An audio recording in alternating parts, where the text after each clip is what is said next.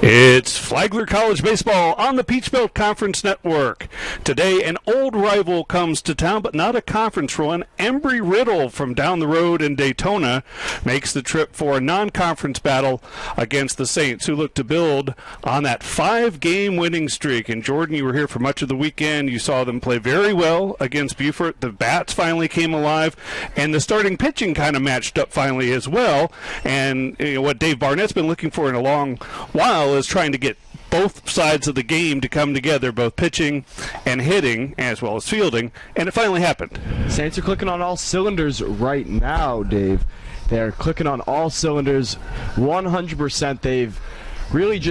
They've started to work at bats well, see a lot of pitches in. The starting pitching has gotten ahead in counts, which has been a struggle for them all year. They're pitching well, they're finding their spots, and they're making guys miss. And it's just all come together, and they're looking to build on that 5-game winning streak. As we've said, they're 2 games out of 8th place. Unfortunately, Augusta on a 4-game winning streak, unable to really make up any ground. But this coming weekend is going to be a big test for both teams, and they just look to continue today against Embry-Riddle.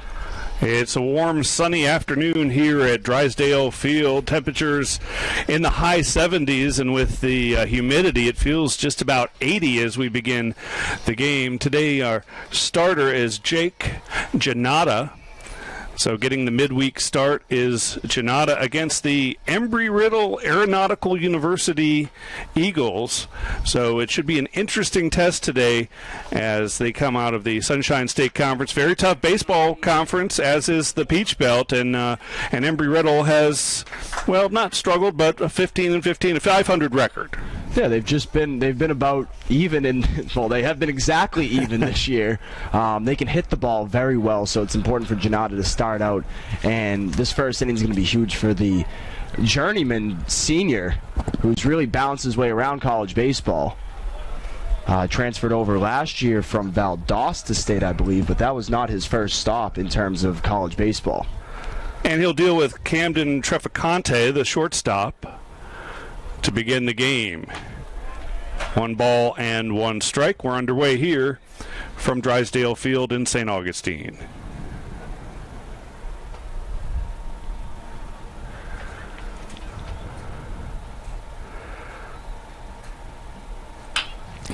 Well, roller back to Janata, and he'll go overhead to the first baseman. 1 down. It's good start for him. Just generate some weak contact, and always love to start the game off right. Start off with some easy contact, get the legs moving a little, especially a little dribble back to the mound like that. But look for him to build off of that. We mentioned the 5-game winning streak for the Saints. It began at Augusta when they took the final 2 of that 3-game set, and then they swept Beaufort, a 3-1 pitcher's duel on Friday, and then a slugfest for the Saints at least on Saturday as they run-ruled the Sand Sharks 16-3, and then they swept the series on Sunday with an 8-4 win. Last home game before they go back out on the road for 3 at North Georgia this weekend, and then another date with Embry-Riddle, but this one in Daytona a week from today. That Sunday game, the score is very deceiving. The Saints left 14 runners on base on Sunday. Talking to Coach Barnett after the game, he was not happy with that. It was about as unhappy as you could be in a win, as I've seen him. However, he'll take the win any way he can get him, especially in conference like that, or in conference game like that one was. Yeah, Coach Barnett talked about the importance of sweeping the teams you should beat, like Beaufort. Coming up, Claflin later in the month. They'll be here for 3. And Claflin still winless in the conference, so those are must-have wins if the Saints want to sneak into the 8th and final spot in the Peach Belt Conference Tournament. But still a lot of baseball to be played before we sort all of that out. This is Alex Britton, the center fielder. The count 2-1.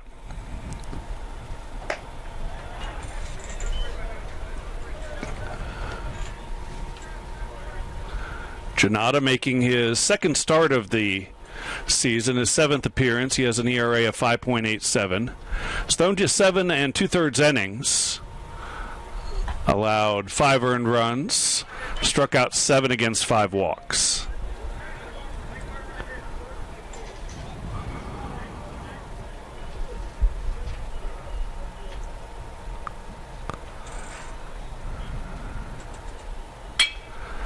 Ground ball to Donovan Garcia at short. And there are quickly 2 gone here in the Embry-Riddle first. Nice play there from Garcia. It's good to see him back, especially stepping up for the Saints at short after the injury to Mason Gray. But I've noticed since he's been back at short, the bat has been a lot stronger. He seems like he's comfortable defensively, and maybe that's helping him offensively at the plate. He's gotten into a much better rhythm since he's been back in the infield. And we saw just one game before Gray was shut down, Gray had actually moved to the outfield and was playing left field for the Saints for a couple of innings while Garcia was playing at short, something that looking towards next season could potentially be something that we see. This is A.J. Marinello, the left fielder, and he has a count of 1 ball and 1 strike. Garcia was so good when he got most of his playing time at short 2 years ago in his all-conference freshman campaign. The 1-1 fouled off. Played mostly right field a year ago with the emergence of the freshman at the time, Mason Gray.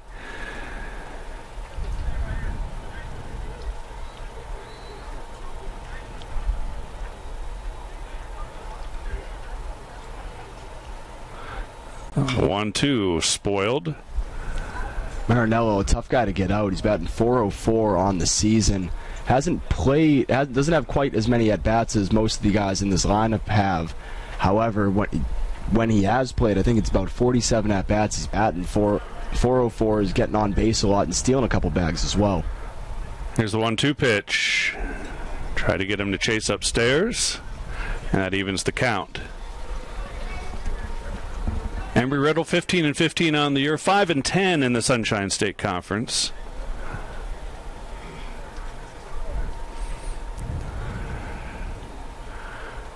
Two pitch, fouled off.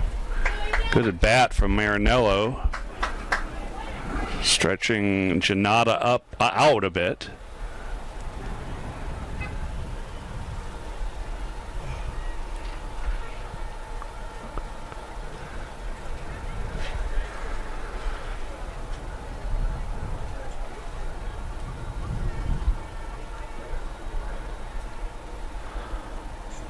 And that one skips past Griffin Garcia, the catcher.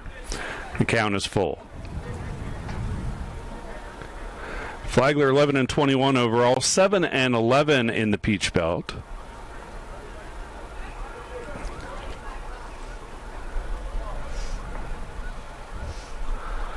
The payoff pitch. A line drive base hit into the gap in right center, and taking a big turn and heading for second is Marinello, who will be in there with a double. So the first base runner of the game with 2 outs, and that brings up Garrett Bogart, the catcher. Yeah, the middle of this lineup pretty dangerous for the Eagles, and Marinello is showing why he's gotten playing time as of late with that gap shot. Yeah, good piece of hitting. Spoiled a lot of pitches. And finally got the one he liked and was able to go the opposite way.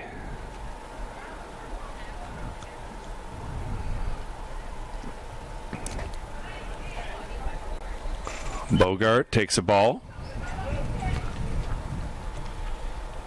Janata early in this one, struggling with his control. A lot of pitches. And a lot of his misses not particularly close to the zone, which is something that we'll definitely keep an eye on throughout this game. That one's in there for a strike.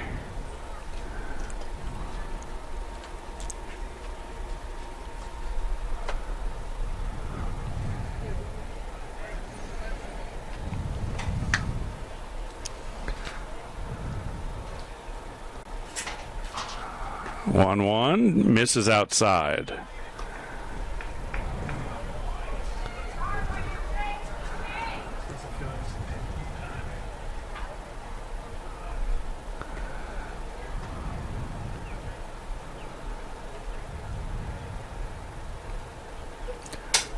Two one, foul tip. So the Saints, despite the sweep of Beaufort, still 2 games behind Augusta, as Jordan mentioned, for that 8th and final spot in the PBC tournament. Big series this weekend for both, actually North Georgia, Augusta, and Flagler, because I know Augusta goes to USC Aiken, who's in first place in the PBC, for I believe 3 games this weekend, and then the Saints have that doubleheader against North Georgia. So potentially a lot of movement could be had if some things roll the Saints' way. And actually it's 3 against North Georgia, the doubleheader on Saturday, the Singleton on Friday. So, right, North Georgia sitting just above Augusta in the 7th spot at 10 and 11 in the league.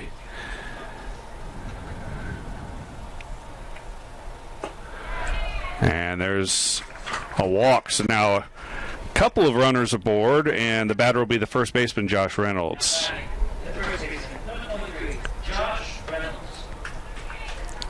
23 pitches thrown so far by Janata in this first inning.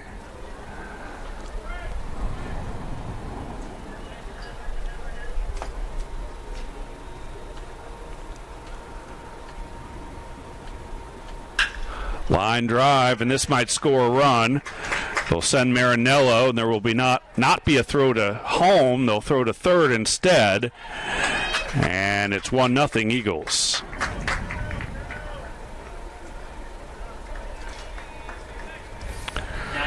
Runners in scoring position as Embry-Riddle very aggressive on the base pass. Garrett Bogart went from first to third on the hit. And that brings up Timo Aracena. Saints going to get a couple of guys out to the bullpen early here. Not unusual for a midweek game, however. We didn't start with anyone out there, which usually Saints will send someone out there, especially if they're planning on a bullpen day. But that wasn't the case, at least coming into the day, but we'll see. I believe that's number 10, Brad Vondruska, heading out to the pen to get stretched out. 1-0 pitch, popped up along the left side, drifting, and Trey Newland is there to make the catch. So a run scored on a couple of hits. It's 1-0 Embry-Riddle as we head to the home half of the first.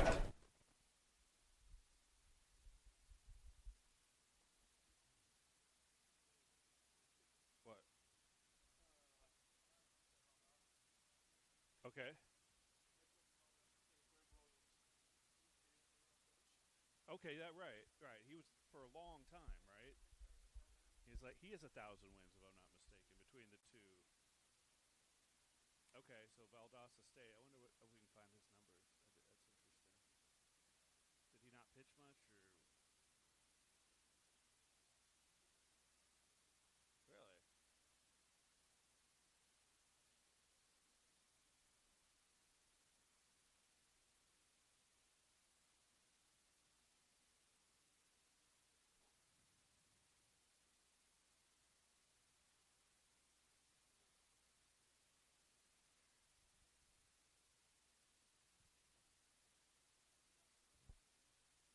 Was that only 10 minutes? Yeah, it felt a lot longer. Jeez.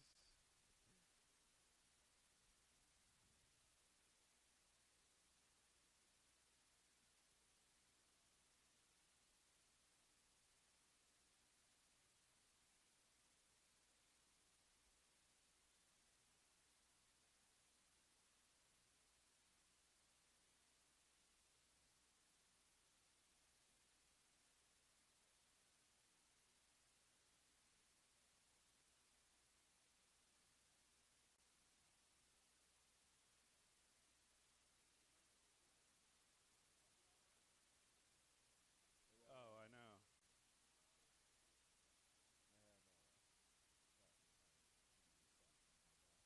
What? Oh, you do? Cool. We'll bring that up when he goes back on the mound, and then I can pitch it, kind of toss it to you, and you can talk about what he did last year. Welcome back. Bottom of the first. Leading off is Sims Owens, the right fielder for Flagler. The Saints will deal with Gunnar Harrison to start for Embry-Riddle, making his 3rd start of the season, his 15th appearance overall. Harrison with a 3-2 record, a 4.04 earned run average. He struck out 18 in 35 and 2/3. Knocked down by the second baseman, and sliding in head first, safe, is Owens. Flashing leather there. Wow. Beautiful play by Coker to keep it on the infield, and he nearly got the speedy Owens, and if it was anyone but maybe Owens or Trey Newland or Mason Gray on this team, it probably would have been an out. That's one of the reasons why Coach Barnett loves to have these fast guys at the top of the order, especially Saints not hitting the ball in finding gaps as much this year, but a lot of singles, and a lot of that can be credited to their speed. Here is Newland, first pitch swinging, lines a base hit into left, so back-to-back singles to open the inning for Flagler, and there's 2 on with nobody out. Now the shortstop, number 1, Donovan Garcia. Brings up Donovan Garcia, who, as Jordan mentioned, really has settled into a good rhythm offensively. You know, it's just a couple feet off of a home run on Saturday. He hit a wall ball double out in left field, and just the wind blowing in. It always seems to blow in from that left field side. Just knocked it down just a tad bit. Still an RBI double, tapped the game early, but he's been hot with the bat as of late. Garcia shows bunt, and it rolls foul.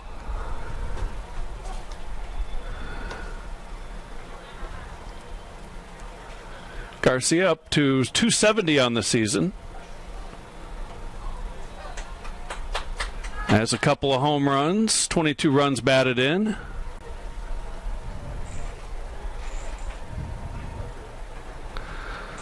That brings in the corner infielders for the Eagles.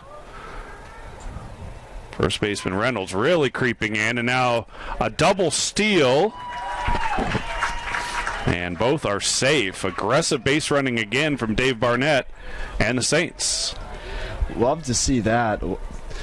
At times this year, we haven't seen at least the aggressiveness on the base paths that we saw in the year prior from the Saints. But the double steal there, and that extends Trey Newland's lead in the PBC in stolen bases. He was at 19 coming in, which led the PBC, but he was just 1 ahead of the second place man. Now up to 20 on the year, and the Saints have 2 guys in scoring position. Awesome. Well, the count's 2-1 to Donovan.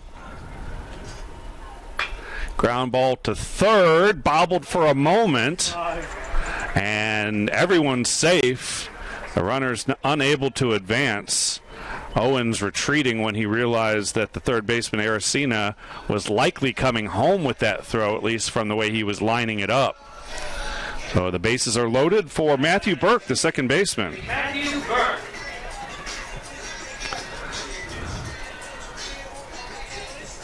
Burke seems to have settled in that cleanup role. Yeah. Seen him bat up and down the lineup over his career here with the Saints, but rarely batting fourth. But he's batted in that spot for much of the home series we've just seen. It's not really your prototypical 4-hole guy, but just such a consistent part of the Saints lineup and roster for his entire career here. Fly ball to right field, long run, and the catch is made. Tagging and scoring is Owens. Newland will move up as well, and so does Garcia. So it's a sacrifice fly, and the Saints have tied the game thanks to Matthew Burke. Now batting the third baseman, number 11, Jaden Ward. Just what we were talking about, we've always said Burke, such a fundamentally sound player, such a smart baseball player. Not trying to do too much there, but a pitch up in the zone, just took it the other way, got it deep enough there to let everyone advance, which definitely helps out this lineup. Here's Jaden Ward. First pitch, bounce back up the middle. It's going to be through for a base hit. Newland scores. Garcia right on his heels, and it's 3-1 Saints.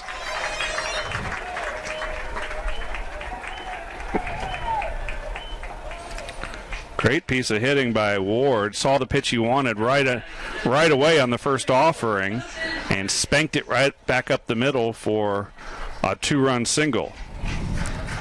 The Saints lineup is hot. Talking to a couple of the guys, I said, don't let the Saints get hot. And the Saints are officially hot. They are hot.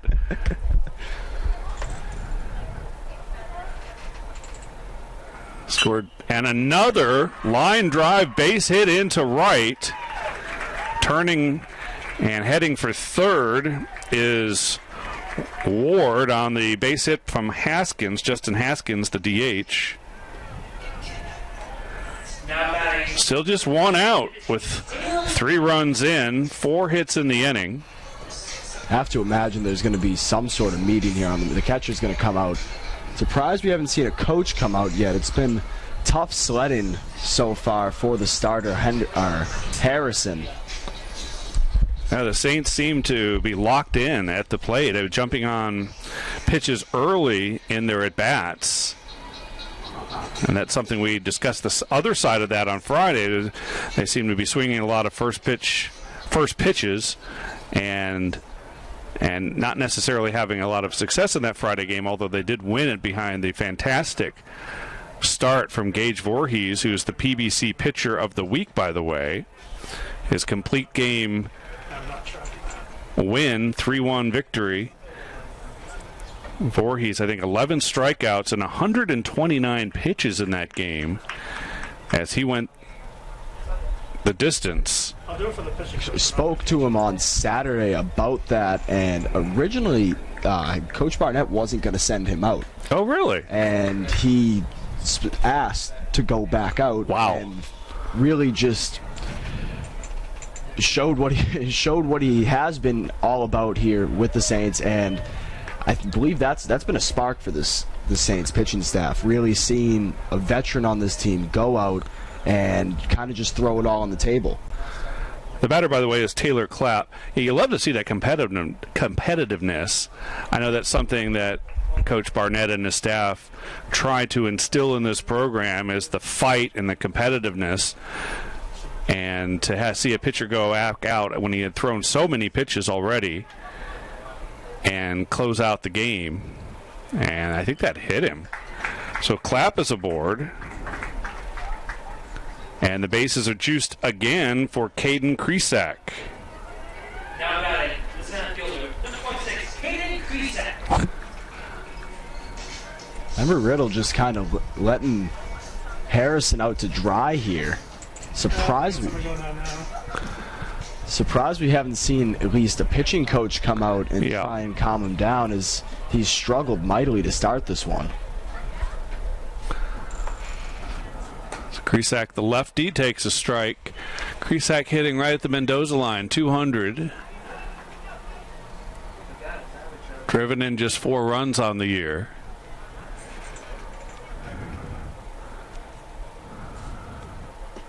And a big cut and a miss, but Kresak is getting a lot of playing time because of his defensive abilities in center field. And you consider he's pushed Newland to left, and Newland can cover vast amounts of territory in his own right. Yeah, the Saints outfield is very fast and very stout defensively. This one lifted to right field, tagging his Ward. The throw will be cut off, and it is now 4-1 Saints on the sacrifice fly by Caden Kresak.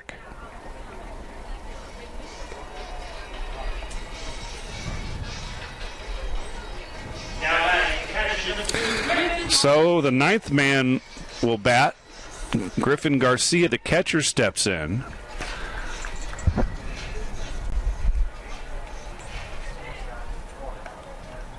He's been good for the Saints as of late as well. Pulling that batting average up, he's at 255 on the season now, but defensively, he's made some improvements as well. Threw out a would-be stolen base on Sunday. But all around, both the Garcias getting hot as of late, as in the Saints following suit. Slice foul. Garcia has gotten more starts a catcher than Wentworth, although Wentworth has started 12 games. This is the 17th start. Or, excuse me, the 19th start for Griffin Garcia. I was looking at Donovan for a moment. Count as 1 ball and 1 strike. Way outside. That one looks like it maybe slipped out of his hand. Yeah, that one definitely didn't come out all that clean off of the hand of Harrison. And Good job there from catcher to get up and prevent that from hitting to the backstop. Harrison's thrown 23 pitches in the inning. That's low. 3 balls and a strike. Feels like a lot more pitches. It feels like a lot more. The Saints have jumped on those early pitches in their at-bats, namely on the base hits. Already 4 hits in the inning, 4 runs in.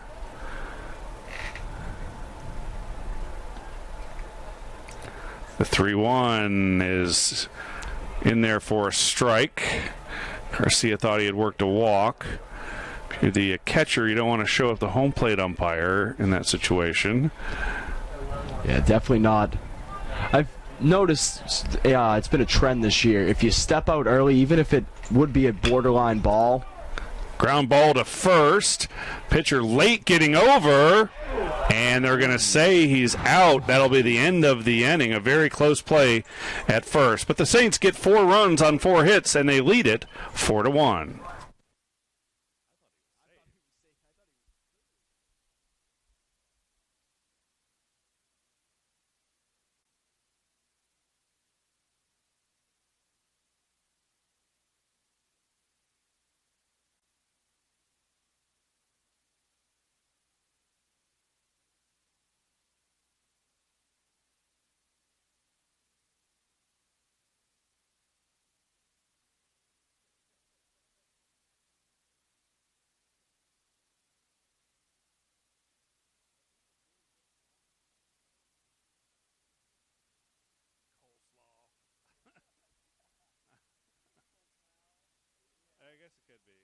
But it's cold snow? Okay. Yeah, long pronunciation guide. Who's mispronouncing Keegan? Newt. Newt Rocky. That's hilarious.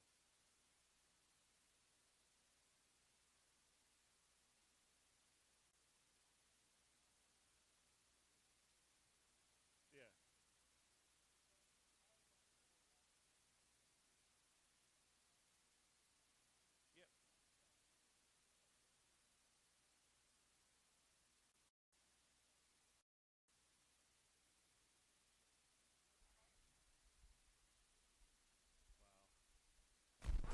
Well, a great start for the Saints, leading at 4-1 as we head to the second inning.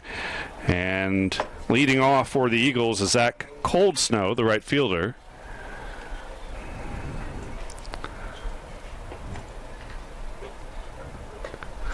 We're talking about some of the pronunciations. The Eagles have one of the longest pronunciation guides I've seen in college sports. There must be 25 guys on it. They have a Newt Rocky. And they have a Rudy.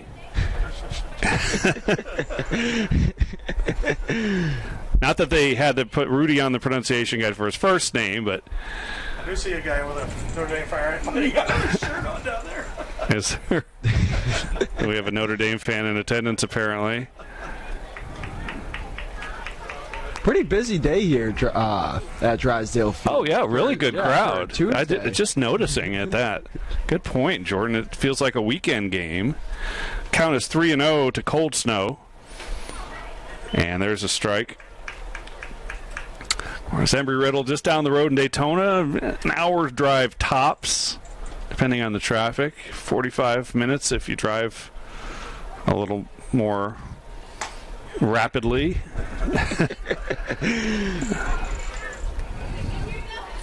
Count is 3-2. Good job from Janata here to battle back. Never want to start out with 3 straight balls. Hard hit to left, way back, and Newland watches it fly out of here. An absolute bomb from Cold Snow to lead off the inning, and it cuts the lead to 4-2. Janata knew off the hand that one was going to get hit, and it was going to get hit hard. And hit hard it was. Cold Snow just absolutely ripped it out of here, despite the wind that's blowing in, not really stiffly.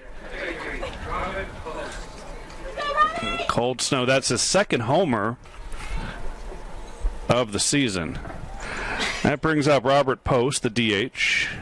First pitch, and he swings through for a strike. Just got to forget about that one if you're Janata on the mound. And just think of it, inning just started now. Tapped in front of the plate, foul. The turf monster got post going down the first base line there. Yes. This game's been exciting to It's start. been entertaining. Yeah, it's been pretty fun so far.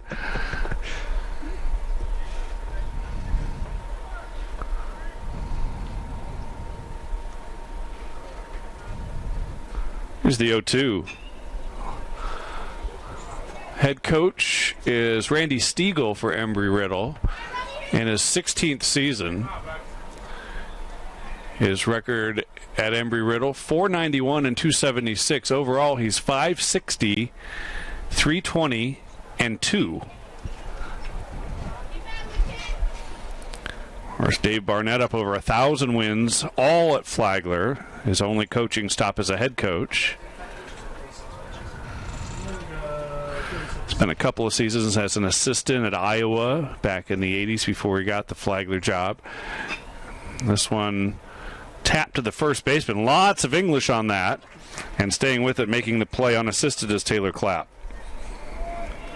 Clapp has been very good defensively this year for the Saints at first. Closed out last game on Sunday with a diving stop in the hole, and then was able to throw out the runner from his back, which was very impressive. But just the right side of the infield for the Saints this year has been just rock solid. Matthew Burke, so good at second base, and has been for several seasons now. And the first pitch to Matthew Coker is high for a ball. Hard to believe Matthew Burke's just a junior. Grounder for Donovan, and Clapp is unable to dig it out, so it'll be an error on Donovan Garcia. Garcia had to make that throw a bit quicker than he would have liked. Immediately, not getting really a step in between there, just coming up firing, and definitely a pickable ball there for Clapp, but not going to get every single one. You can't be perfect over there. So that's going to go down on Garcia's with the error. Back to the top of the order, and Traficante grounded back to the mound and then off of the pitcher's knee. And consecutive errors for the Saints on a tough play for Janata, but one he should have made. And so now there are two on with one out, and the batter is Alex Britton.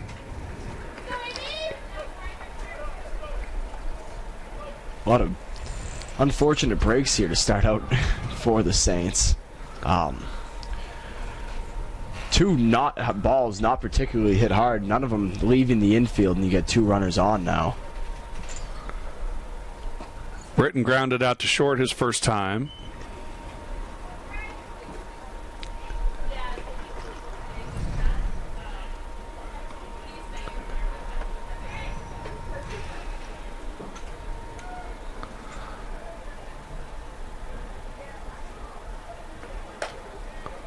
Two balls and no strikes.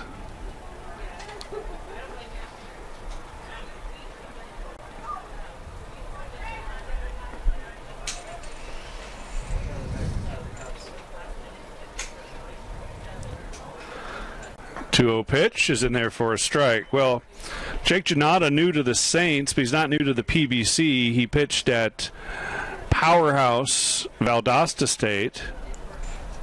Wait a minute. Are they even in the PBC? Oh, thank you.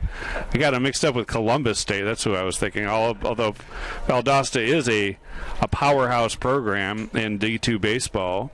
And I know Jordan had a chance to look up what he did a season ago up in Valdosta. So just a season ago, Jake Janata, 8 2/3 innings of work, allowed 14 hits, 6 earned runs, only struck out 4 to 4 walks.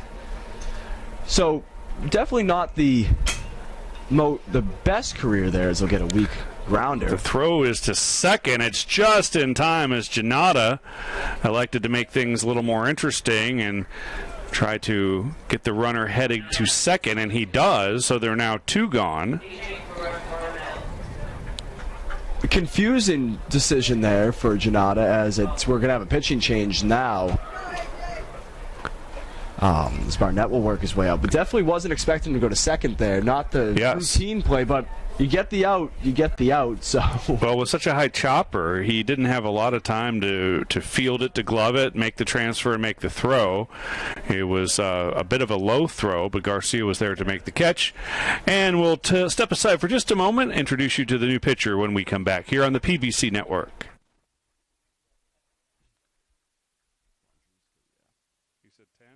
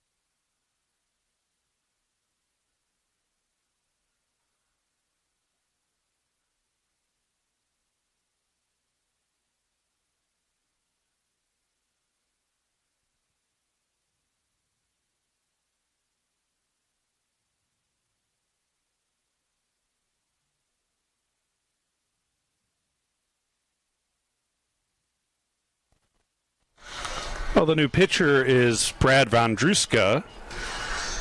Vondruska making his 10th appearance, all in relief. He's 1-1 on the season, 4.38 earned run average. Starting 12 and a third innings, giving up 9 hits, 6 runs, all earned. He's walked 4 and struck out 4. Vondruska, one of the harder throwers out of this Saints pen. If you remember, he started his career for the Saints as a third baseman, and then kind of shifted over to the pitching staff into the bullpen. First pitch swinging, and a long run for Krisak from center, but he makes the catch.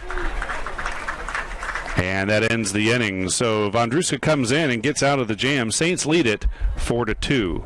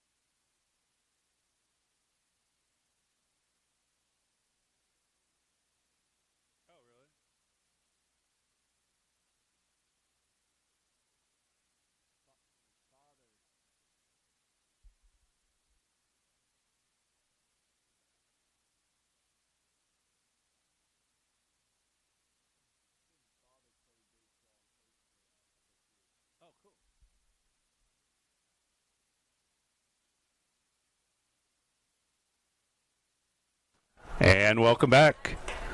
New pitcher for the Eagles is number 35, Casey Keller, who's a 6-foot junior right-hander majoring in space flight operations. That's pretty cool. It's really cool.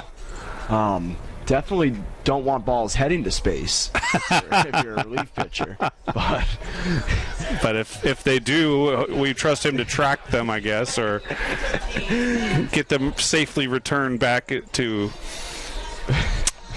Earth.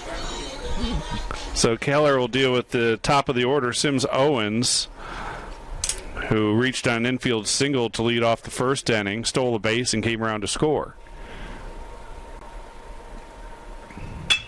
First pitch swinging, grounded to first, and they'll flip to Keller for the first out. Brings up Trey Newland, who also singled in the first, stole a base, and scored. Saints put a 4 spot up in the first on 4 hits.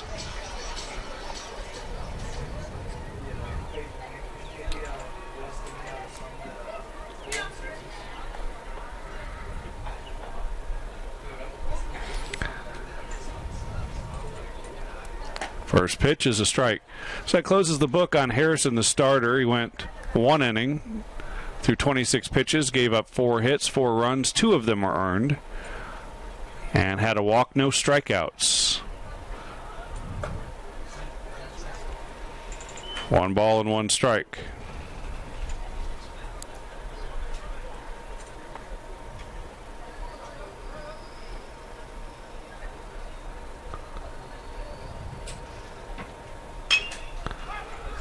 Fouled out of play.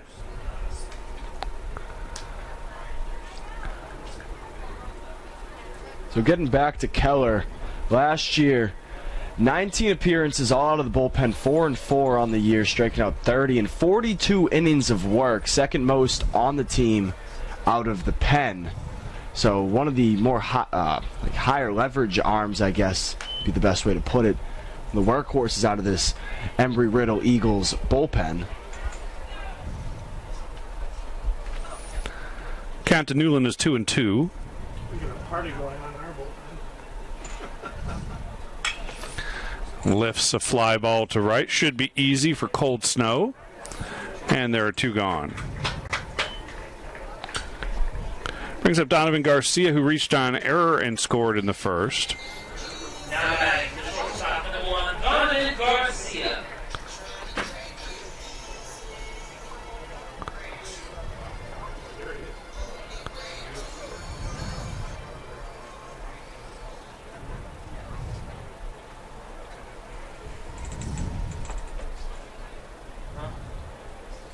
First pitch, grounder to third.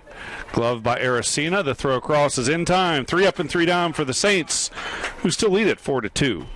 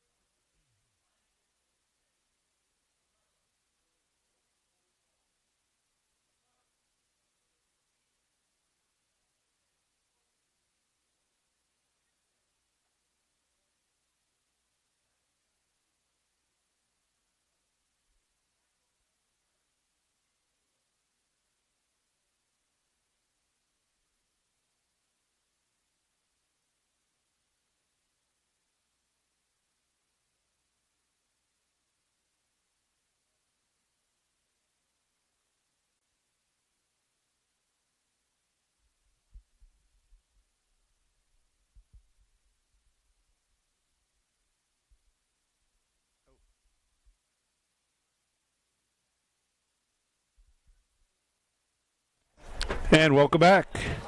Saints on top 4-2. And Brad Vondruska, who threw just the 1 pitch in his first inning of work, back in relief in the second of Janata continues on the mound. First up is Garrett Bogart, who walked in his first appearance. Hard hit ball to left. Newland ranging back, and he makes the catch on the warning track. Couple of steps shy of the wall, but Bogart gave it a ride. You'll take outs any way you can get them. That was a loud one for sure off the bat. Thought that one had trouble written all over it, but the speed of Newland definitely helping out, as we talked about it earlier with Krisak in center. Newland able to move over to left and just provide a bit more range in the Saints outfield. So the batter is Josh Reynolds. Yeah, that ball kind of looked like the home run shot of Cold Snow. Got on top of it, pulled it, but that one didn't quite have the oomph. Here's the 1-0, and it's in there for a strike. Good pitch there from Vondruska. One of the harder throwers out of the Saints bullpen, right in on the hands, right in the kitchen of Josh Reynolds, kind of freezing him there. Foul tip, strike two. Vondruska has a good run, arm side run on his fastball, and then he pairs that with a nice slider. And basically they're both working opposite ways, but coming out of the hand they look very similar. And when he has that working, he's one of the best arms out of the Saints bullpen. 1-2 pitch blocked by Garcia.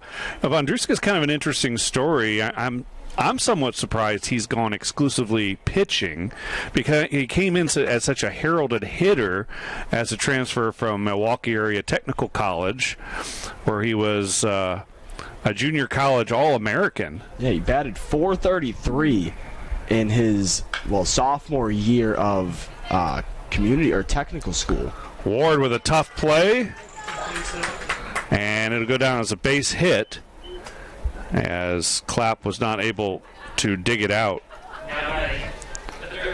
But yeah, .433 as a freshman, or as a sophomore, wasn't, as we said, a JUCO All-American third team, and really could hit the ball well. Yeah. It's been surprising that he hasn't at least pinch hit or anything this season for the Saints, but Coach Barnett and Jeff Pelkey like him out of the bullpen. Right.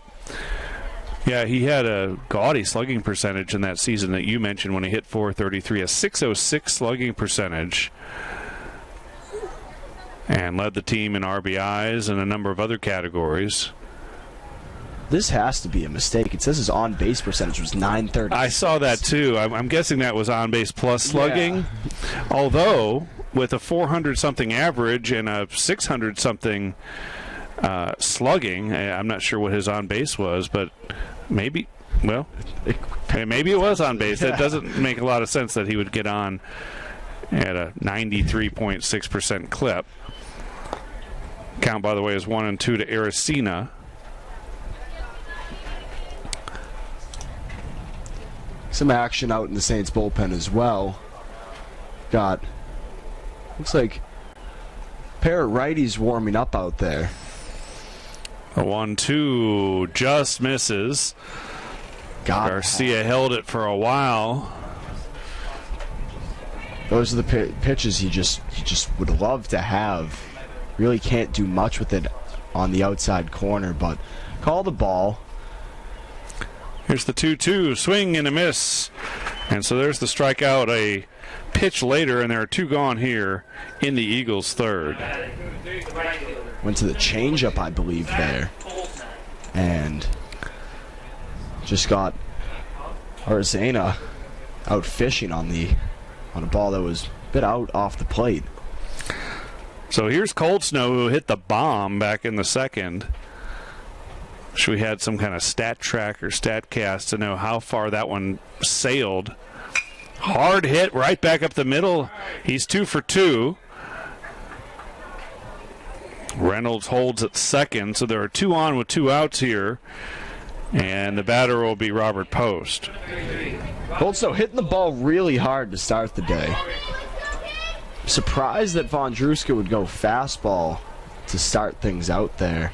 I guess after he saw the bomb off the breaking ball from Janata. Jeff Pelkey, who I believe is calling the pitches for the Saints this season, decided to go fastball, but Cold Snow turning that one and returning it to the sender, right back up the middle. First pitch to Post is in for a strike. He grounded out to the first baseman. His first time up.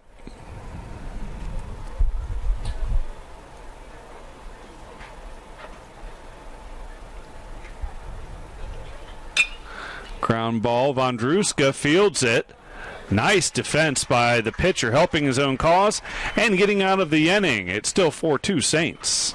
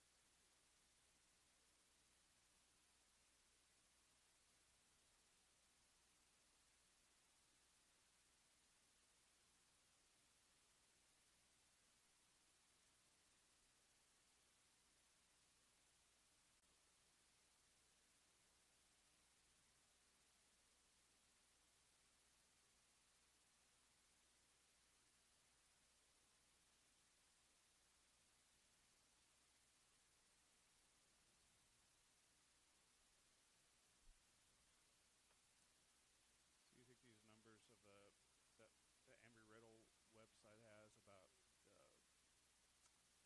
about record versus the historical record between the two are probably correct. Huh?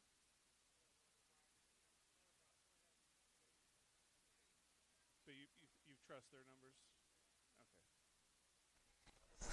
Okay. And welcome back, bottom of the third.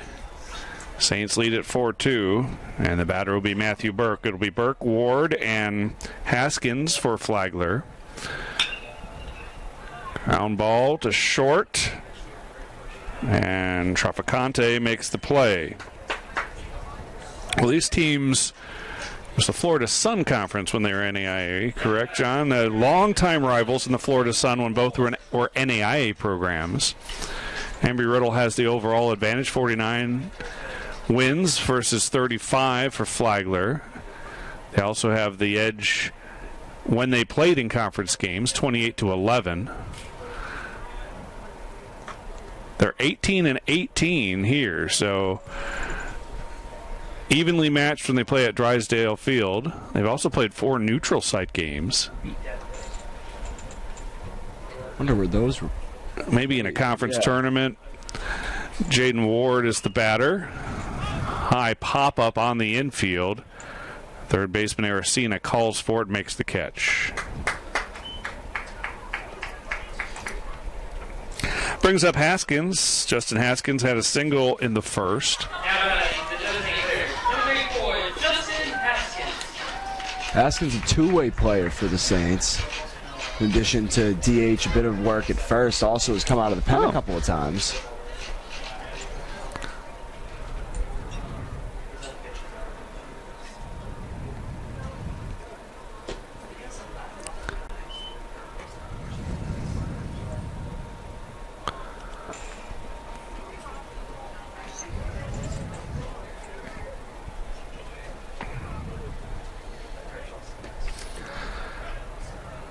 Ball and a strike.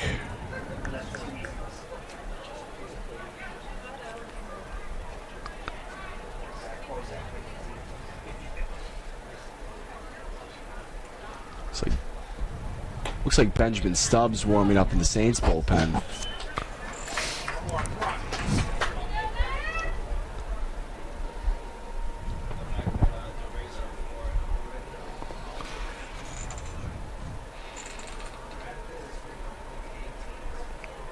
There's the 1-2. And that stays just outside, ball 2.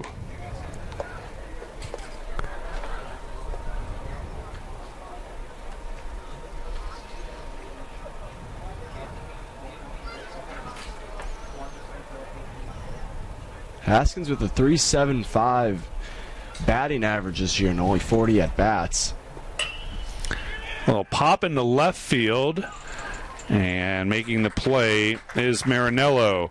Oh, three up, 3 down for the Saints, but they continue to lead this one 4-2.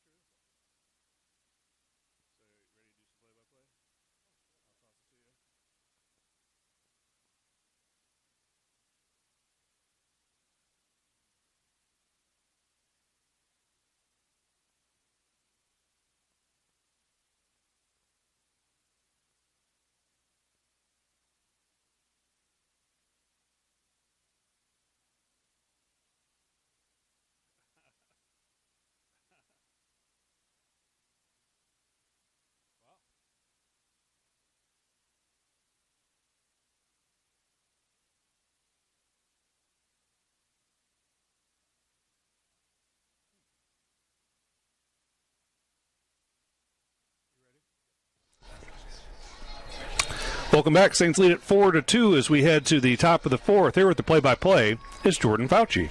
New arm on the mound here for the Saints to get things going in the top of the fourth. Benjamin Stubbs, the freshman left-hander, will take over for Brad Vondruska. Vondruska going an inning and a third of work, not letting up a run for the Saints. I thought he looked pretty good. Yeah, he looked real good starting out for the Saints, and then Janata starting out for the Saints looked real good. You have Vondruska coming in, did his job, only allowed, I believe, 2 hits, and now they've turned it over to Benjamin Stubbs, who's struggled so far this year for the Saints. 17, or ERA up around 17.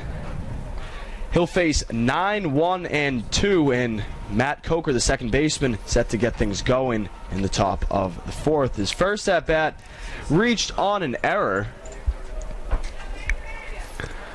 Yeah, Vondruska came in after those errors. In fact, one was on the Coker plate appearance, and then Traficante also reached on error. So there were a couple of runners aboard when he came in the mini jam, and I think he threw just the one pitch in that inning and got the out that he needed to close things out. Definitely good to see good appearances out of the bullpen for the Saints. That was something that the Saints really struggled with to start the season. If the audience remembers, the Saints losing a lot of one-run games early in the year. Count will be 2 balls and 1 strike to Coker.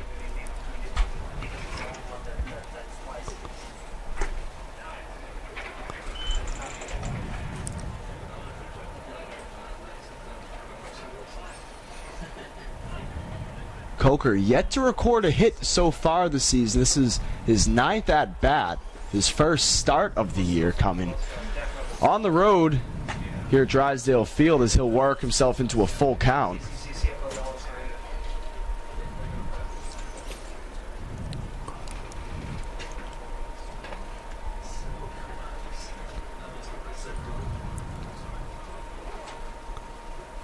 Stubbs the 3-2.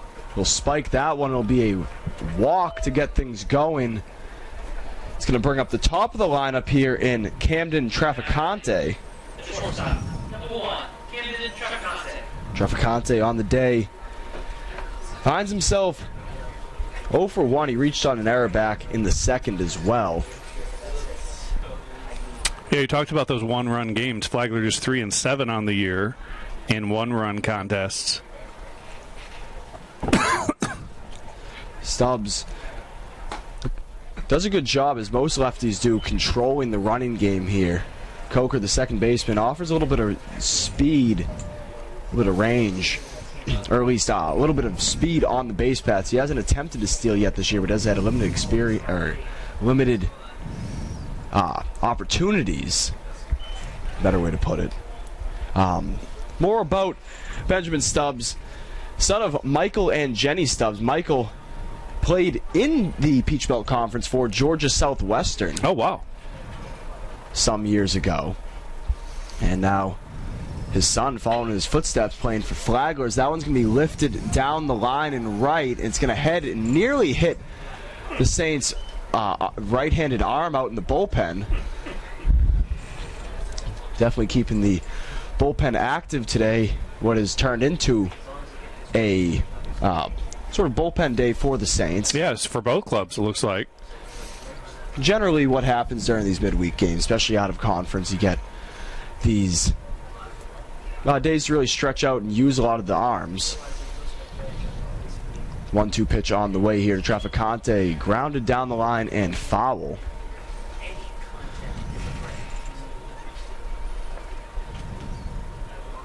Had an exciting one so far here today, Dave. It's been fun. You know, the first inning, 5 runs scored between the two teams, including 4 by the Saints.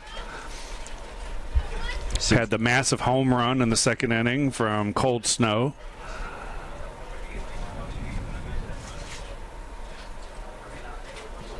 The 1-2 from Stubbs. Swung on and missed. Foul tipped into the glove, and they'll be the first out of the inning as Traficante goes down swinging.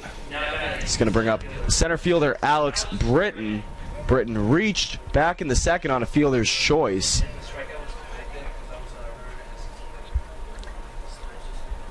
Saints would love to roll up a double play here, Dave. Oh, yeah. Pitcher's best friend.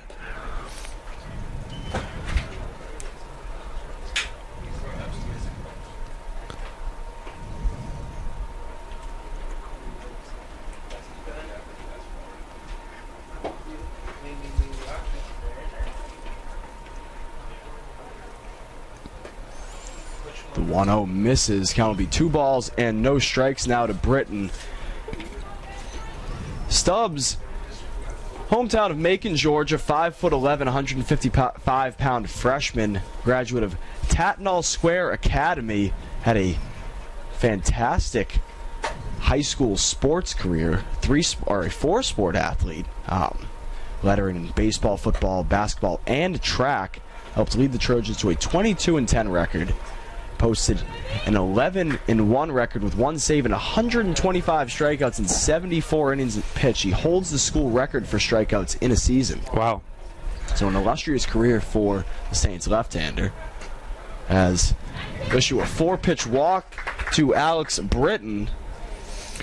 You know, that I assume it's the double is with baseball and track as we get a mound visit. I would think that'd be a tough double to pull off. You're playing baseball and going to baseball practice and whatever, and then having to also at least train in whatever event you're doing for track and maybe multiple events and have track meets as well.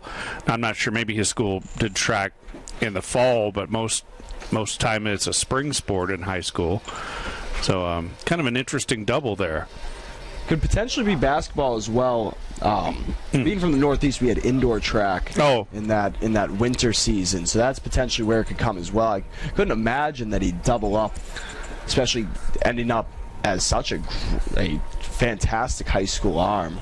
Right. It was the Max Preps 2022 regular season strikeout leader for the state of Georgia. And he was the GHSA All-Region 1A Private Pitcher of the Year in a first-team All-State selection. So, well, maybe he had a single event like javelin because he had the big arm and didn't need to train as much and just competed in the meets that he could. Definitely an illustrious career for Stubbs. Meeting over with Jeff Pelkey, trying to calm down the freshman who's struggled so far here with control, issuing the walk, a couple of long at-bats, and he's thrown 5 straight balls so far in this. The last 5 pitches he's thrown have all been balls. He's able to break that streak with the strike. Will be 1-1 here. A.J. Marinello. Marinello hit gap shot double back in the first, came around to score. Popped out back in the second. Couple of runners on. The 1-1 pitch here from Stubbs. Breaking ball fought off. That'll be 1-2 now to the Eagles' left fielder.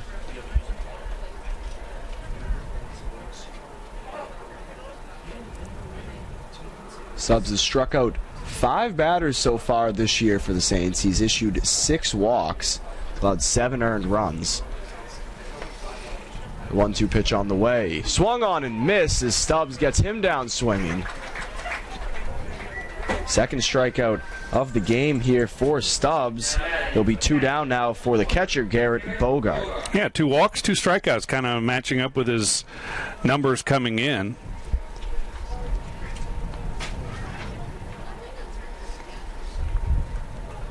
As we were just talking about, a lot of strikeouts in his high school career.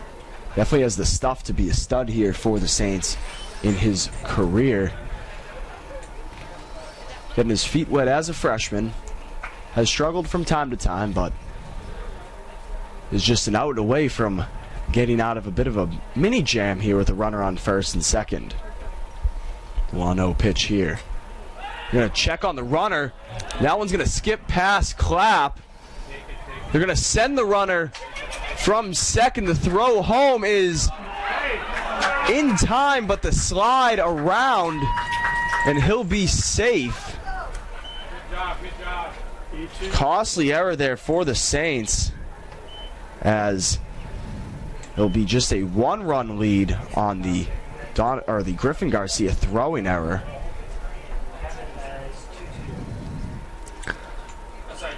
Really? Yeah, maybe a little too aggressive there from Garcia. Well, that was a massive secondary lead there. If the throw was on target, they had him. As this one will be grounded to Donovan Garcia. It's short. The throw on to first is in time. So 1 run will score on the error, and the Saints will take a 4-3 lead into the bottom of the 4th.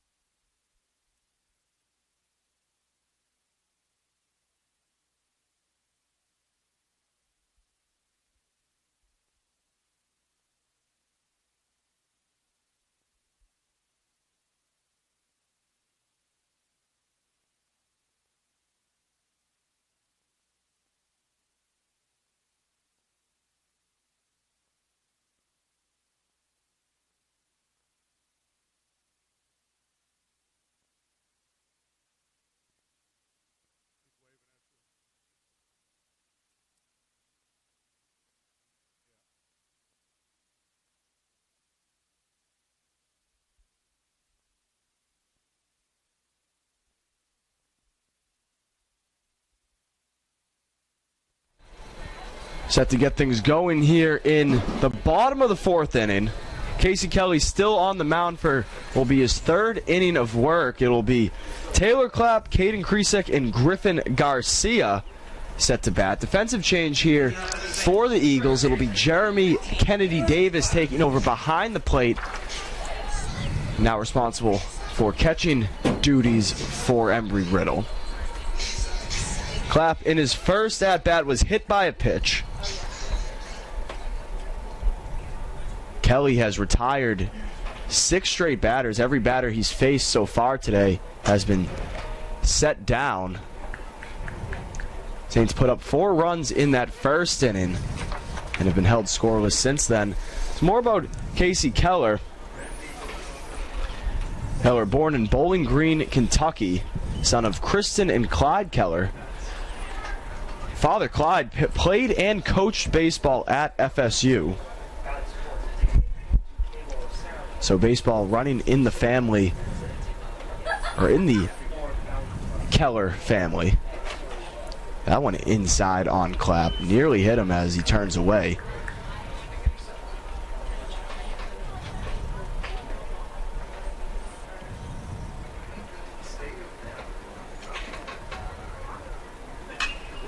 One's popped up down the first base line, drifting foul.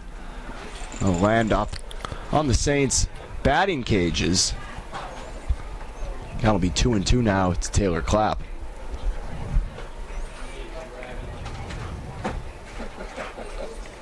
Clapp was talked about as coming into the season as one of the best hitters on this team. Has gotten hot as of late, has started to turn things around as the entire Saints have. His batting average still .232 on the year, has 6 doubles to go along with that.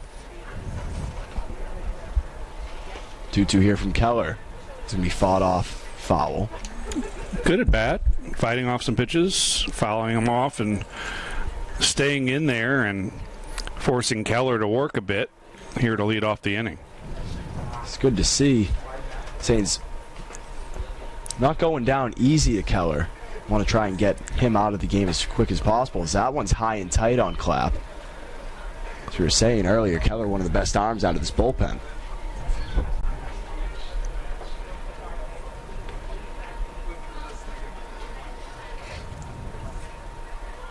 Keller comes set. The 3-2 pitch on the way.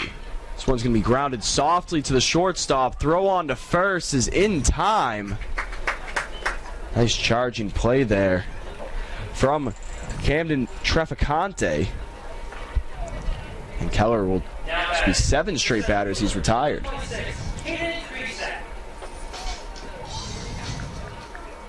Going Going to bring up Caden Kresak, who had a sac fly back in the first, part of that 4-run Saints first inning.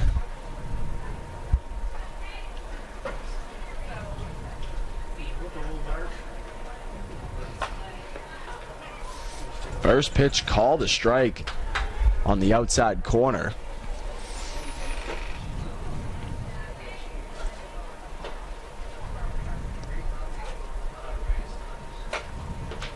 That one missed outside.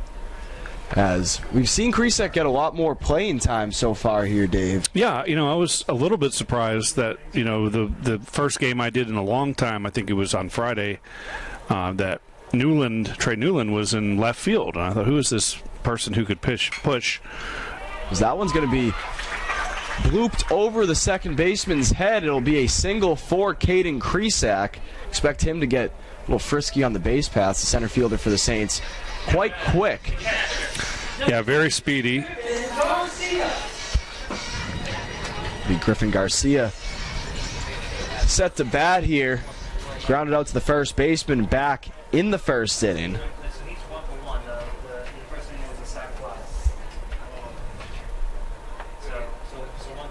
Kresak with a healthy lead over at first. Garcia offering at the first pitch. Surprised to see a defensive change this early for Embry-Riddle as they switch over to a new catcher. Especially, I'm wondering if he's going in actually for the starting catcher, Garrett Bogart, who was their cleanup batter. Maybe there's an issue with Bogart. You would think you would replace your 4-hole hitter this early in the ball game and also your starting catcher. Bogart has been one of the best bats, second on this Embry-Riddle team in batting average, leads the team in runs scored. Actually, second place on the team in runs scored with 26 on the year. As this one's going to be fouled back into the Saints Athletic Complex parking lot. But yeah, a strange decision here. Hopefully Bogart okay.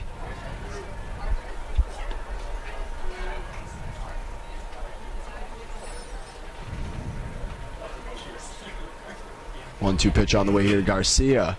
This one fouled off of him. Take a couple steps here. Eagles coached by Randy Stiegel, assisted by Chuck Stiegel, both coming from Cumberland College, both in their 16th season. Dave? Yes, I was looking at Coach Stiegel's bio on the Embry-Riddle website. He was quite a player. Started his career at the University of South Carolina and then transferred to Cumberland. He's one of the great Cumberland players.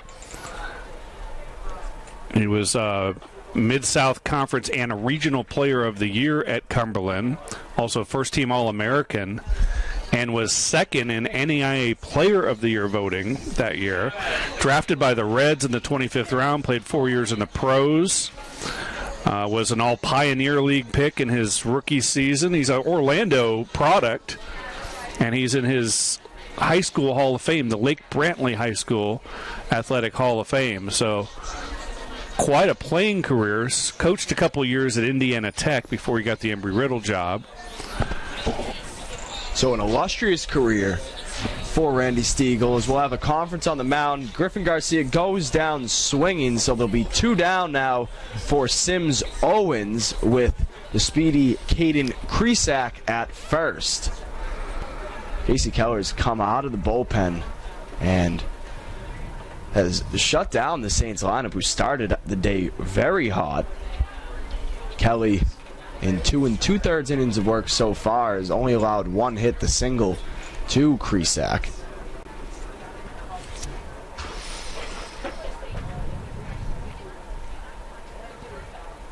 Owens offering at the first pitch. Foul that one back into the mitt. Owens on the day, 1 for 2, came around to score back in the first after he led the game off with a single. Owens on the year batting .231. 25 hits, 2 doubles, a triple, and a homer. Has batted in 18 runs. Gets on base at a good clip, 356. I'd love to see the Saints get a little something going here with 2 outs. Offense has stagnated a bit since that first inning. Over the weekend sweep of Beaufort, we saw a lot of damage done with 2 outs. I believe that big hit by Trey Newland in the Friday game was with 2 outs. Saints have done well this season. I really don't have any stats to back this up, but we've seen quite a lot of games so far this year between the two of us, and the Saints have done well generally with 2 outs. Not an easy team to put away, as it'll be a 3-1 count, a hitter's count here to their right fielder, Sims Owens.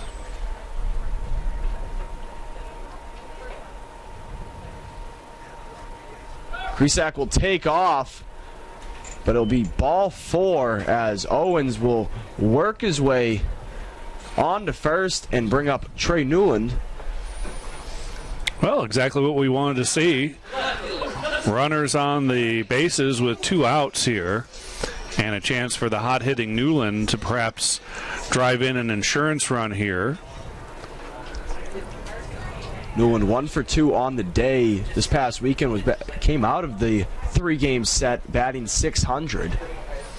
So definitely one of the hotter bats in the Saints lineup. See what he does here. First pitch from Keller.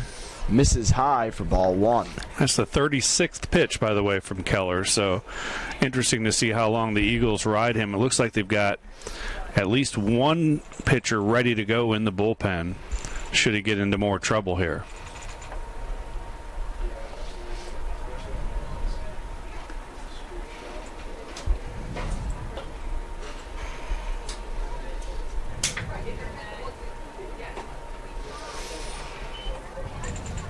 Two straight balls here to Trey Newland, the Peach Belt Conference stolen base leader so far this season.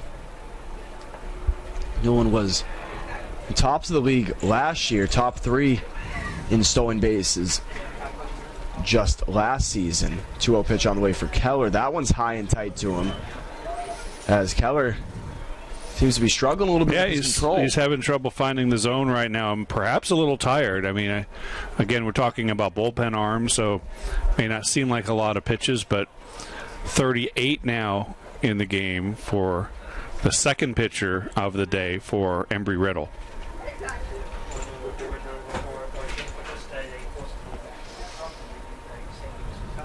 3-0 pitch. That one just catches the outside corner. Saints would love to load the bases up here for Donovan Garcia.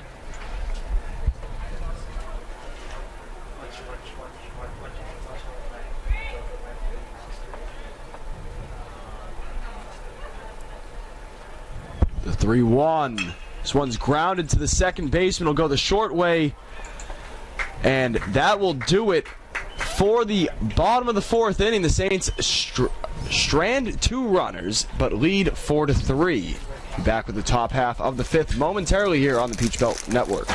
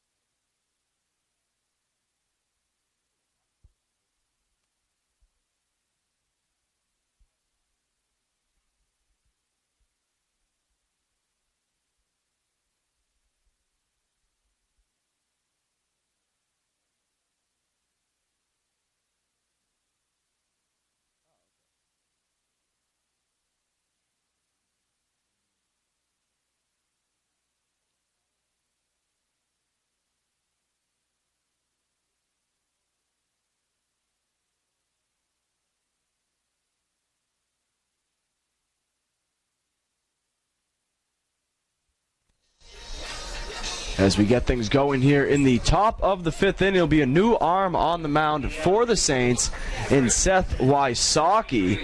Sophomore from Jacksonville Beach, Florida, will face 5, 6, 7 in the way of Josh Reynolds, Timo Arzena, and Zach Coldsnow.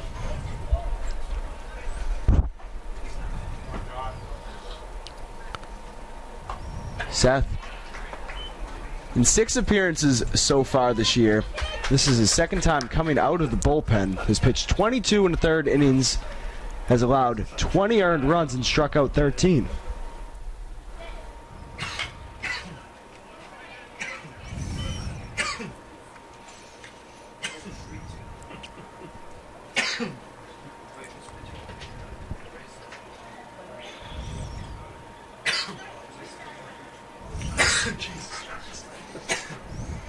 All right.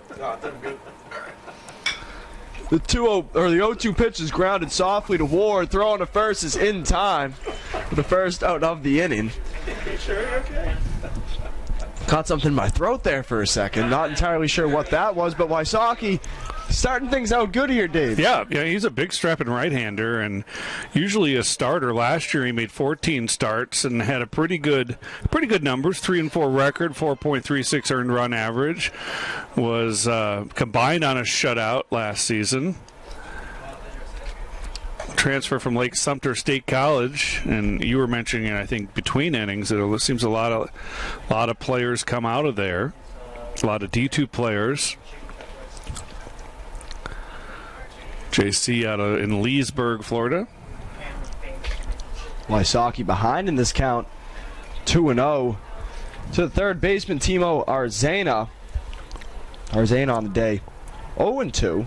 Or 0 for 2, struck out in his last at-bat. Wysocki throwing 3 straight balls to get things going in this one. There's Arzena showing bunt that time. Wysocki able to pump one in for a strike. Like Arzena taking all the way with the 3-0 count.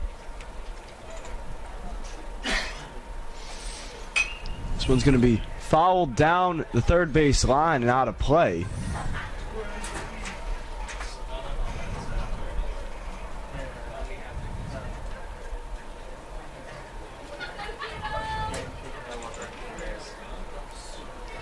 Arzina batting .252 coming into the day. 7 doubles, 4 home runs. Shows a bit of pop out of the left-hand batter's box, but that'll be a pair of shoes as he'll go down looking.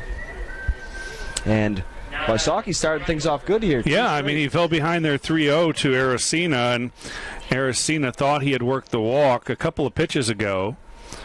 And then 3 straight strikes thrown by Wysocki to get him. It'll be Zach Cold Snow now. He's 2 for 2 on the day. He's hit the ball particularly hard. Yeah, that mammoth home run to left in the second, and then the single back up the middle in the third.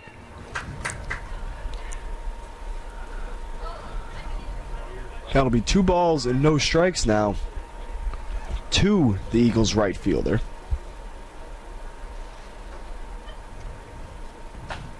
Take a big cut at that fastball.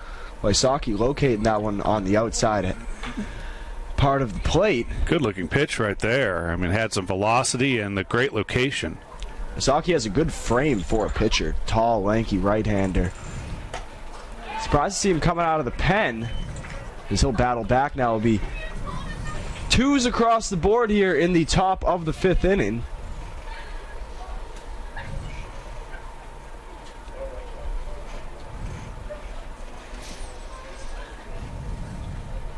This one's fouled back.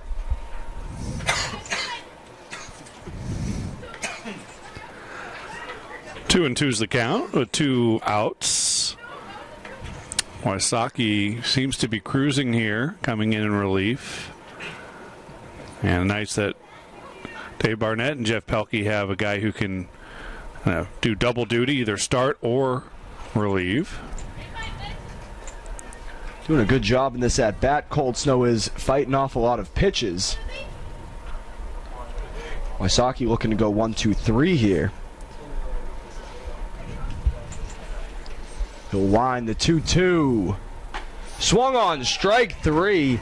Wysocki sits 2 down as he'll go 1-2-3 in the top of the 5th. We'll bounce it back to the bottom half of the inning here on the Peach Belt Conference Network.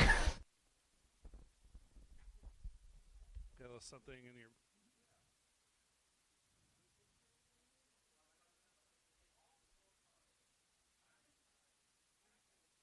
44.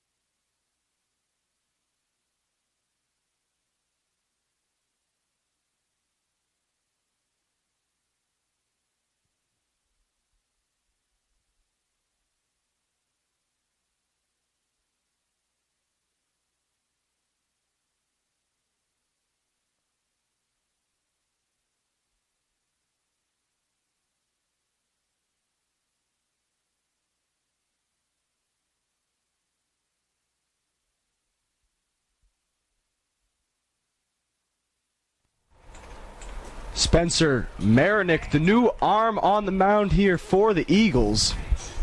The lefty, originally from Avon, Ohio, to graduate of St. Edward's High School in Jacksonville. The left-hander, so far this year, has gone 14 innings, allowed 14 hits, 4 earned runs, and has struck out 10. He'll face the heart of the Saints lineup in Garcia, Burke, and Ward in the bottom half of the 5th. First pitch in from Marinick for a called strike. Played at Furman before the Paladins eliminated the baseball program. I did not realize that Furman had done away with baseball. Furman had an upset in the NCAA tournament with former Saints head coach Chad Warner on the staff as an assistant. 3 straight pitches from Marinick will get Garcia down swinging. Yeah, that was great to see the former Saints coach. Caught me by surprise there for a second when I was like, I've seen him before. Oh, you saw him on television? Yeah. Like, I've seen that. Yeah, he's familiar.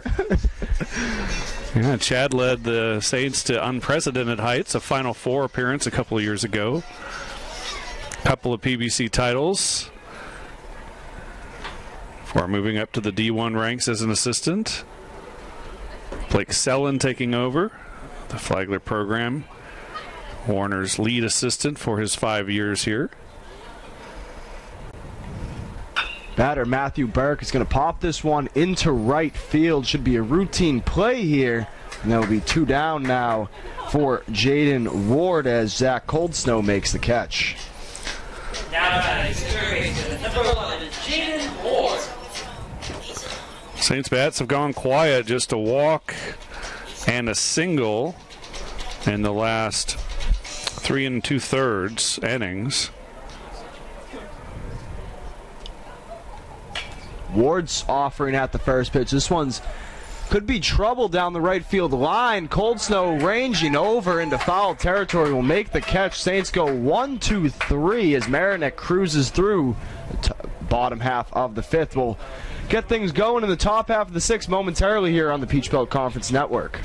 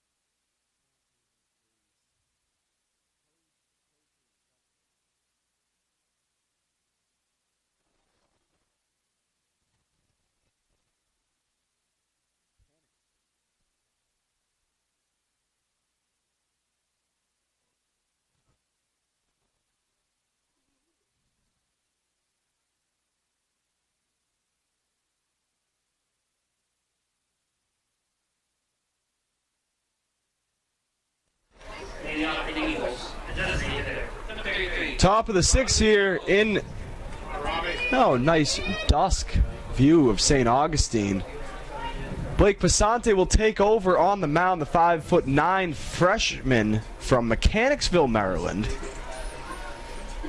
He'll face 8-9-1 Robert Post, the first up here in top of the 6th. You don't see that many true freshmen, on Saints rosters, baseball and otherwise. A lot of transfers in from junior colleges or other four-year schools, so it's kind of refreshing to see a true freshman here. Big-time strikeouts in his high school career, 57 Ks in just 53 innings of work.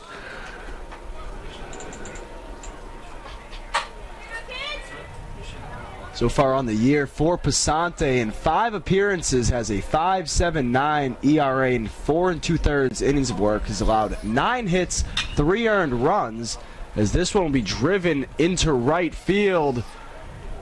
Off the wall, it will bounce as Post will hold up at second. It will be a leadoff double for the designated hitter of the Embry-Riddle Eagles. Yeah, Post got a lot of that one, and we haven't seen that many balls played off the Red Monster so far. The new addition here at Drysdale Field, where they brought the fence in about 10 feet, but also raised it. I think it's 25 feet tall. Is that right? I believe so. Definitely, it matches the center field very nicely. It makes Drysdale a bit more, less of a cookie cutter sort of field. Gives it a bit of character. Yeah, exactly, because it's 325 down the line and left, now just 315 down the line and right, but you do have to deal with the wall. The batter now will be Matt Coker, the second baseman. He's been a tough out for the Saints. Reached on an error back in the second, walked in the fourth. He'll work himself into a 2-0 count here as Passante looks to work himself out of a little micro jam here with a runner in scoring position and no outs. This one's going to be grounded back up the middle. They're going to send Post as that one will dribble to Krisak in center. And we'll have a tie ball game here as the leadoff double comes back to bite the Saints. It's first hit of the year. First hit of the year for Matt Coker. That's that courtesy of a fantastic SID at Flagler, John Jordan. Well, he's been on all 3 times today. You mentioned the error, the walk, and now a single with the RBI. And this game kind of had that feel when, it looked like Saints might just run away with it with that 4 spot in the first. But Embry-Riddle's pitchers have settled in nicely, and now kind of a, put that first inning aside as kind of a back and forth pitchers type duel in the last 4 innings. The batter now will be Camden Trafficante. Trafficante, the leadoff man here for the Eagles. Shortstop is 0 for 3 on the day. 0 for 2 on the day. Reached on an error back in the second inning. So last at bat he went down swinging. Saints with a left-hander warming up in the pen. 2-0 pitch on the way. That one inside. Be a 3-0 count now to the Eagles shortstop. Sante struggling here with his control. Seen a lot of pitches from most of the pitchers that we've seen so far today. Yeah, Passante still has not recorded an out, the double, the single. And now dealing with the top of the order.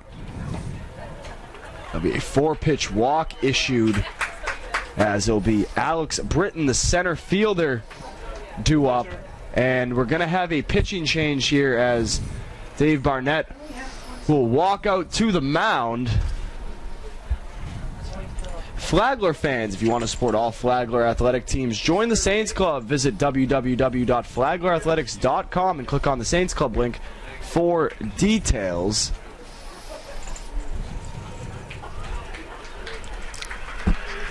The new arm on the mound will be a left-hander. I believe that is Houston Wynn, if I'm not mistaken.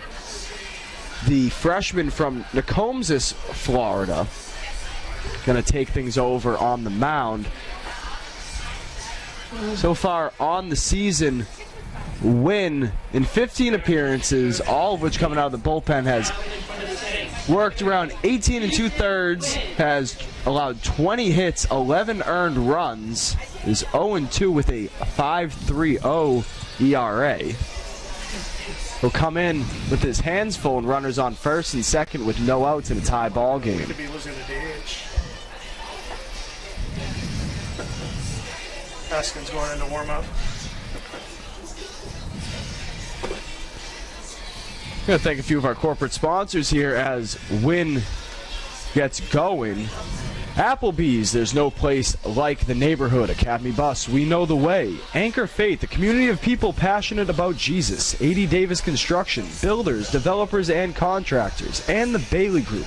No matter where you want to go, we'll help you get there. B&S Signs, quality signage and service. When it comes to signs, we do it all. Ameris Bank, savings for the expected and unexpected. Atlantic Dodge, proud supporter of Flagler Athletics. Birchall & Company, find your home today. And Carmelo's, delivering old world quality. So the Saints find themselves in a bit of trouble here, Dave. Yeah, Passante ineffective. Allowed all three batters he faced to reach, gave up the tying run. A double, then a single, and followed by a walk. So did not record an out. And now I think it's the sixth pitcher of the day for the Saints. Yes, sixth pitcher is Wynn. Wynn has came in a couple times so far this year in some high leverage situations. He's pitched well from that left-handed arm slot. And kind of odd, the first thing he does is step off and bluff a move to second rather than come home with a pitch.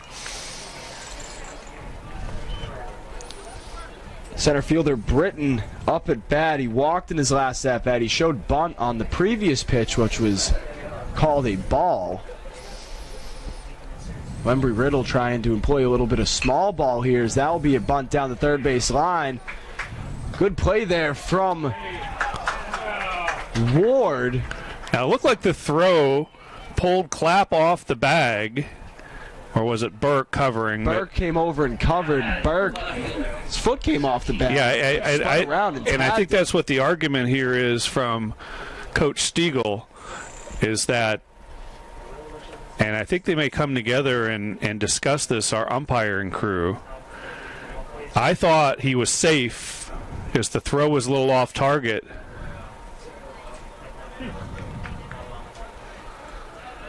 And it looks like they'll stay with the out call. I think Burke coming around the back with the tag. Oh, did he tag him? He tagged him. Oh, The foot came off the bag, but Burke, with a good show and a flash of the leather there, able to tag the runner out behind his back. This will bring up the left fielder, A.J. Marinello. Marinello doubled back in the first, but has been held hitless since then.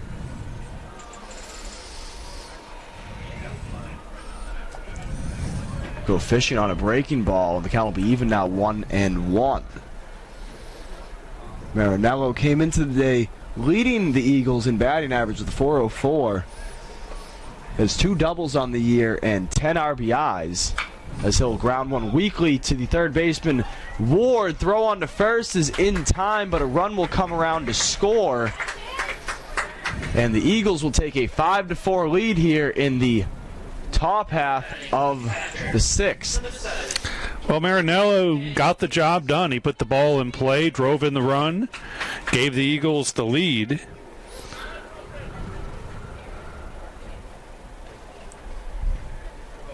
It'll be...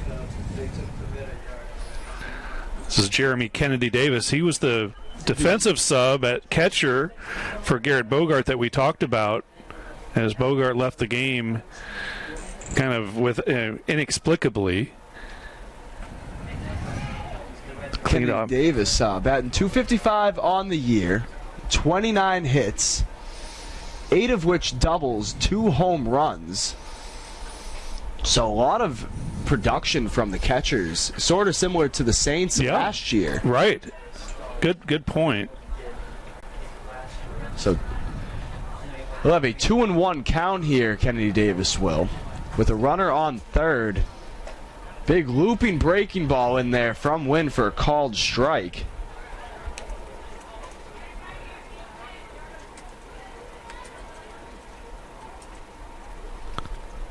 The 2-2. This one's going to be lifted into shallow center.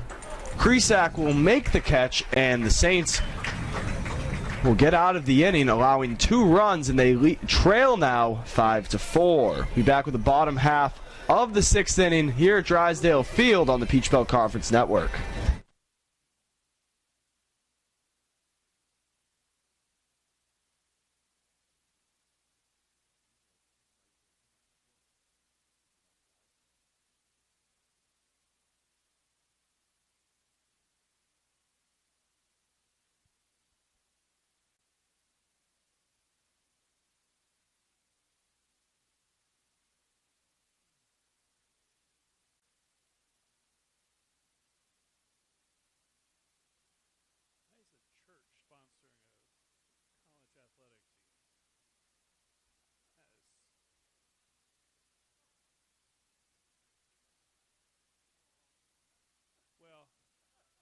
films are supposed to be for profit.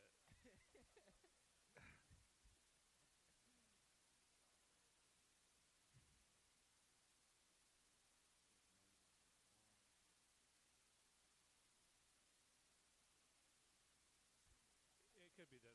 but it's just kind of sick.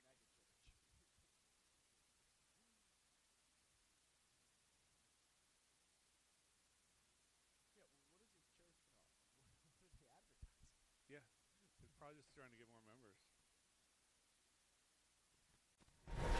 It'll be Marinick on the mound here in the bottom of the sixth. He got through the fifth in just 6 pitches. He'll face Justin Haskins along with Taylor Clapp and Caden Kresak here in the bottom half of the sixth. The Saints find themselves behind now. Bats got off to a hot start but have been shut down completely since then. Yeah, it all started with that infield hit from Sims Owens back in the first, and then Trey Newland following that up with a single, a double steal after that, an error, a couple of well-timed base hits, a sac fly mixed in, a couple sac flies. Saints just kind of did everything right offensively in the first inning, but the Embry-Riddle pitchers have really settled down and look very sharp since that opening frame. So Embry-Riddle finds himself 15-15 on the year. In a similar situation to the Saints in terms of... I was just looking at the Sunshine State stats. They're 8th in their league, and I don't know how many teams go to their conference tournament, but I would assume they're right around on the bubble. 11 teams in the Sunshine State Conference play baseball. Embry-Riddle 5-10 in the league. They are in a 2-game winning streak. So a matchup between two hot teams. The Saints coming into the day winning 5 straight as Haskins will get called out on strikes, worked himself into a full count, but Marinick able to blow a fastball by him. And it'll be Taylor Clapp up to bat now. Sort of a surprise fastball there. Yeah, I thought it was really well located. Haskins thought he had worked the walk there. I think he was taking a little hop down towards first, and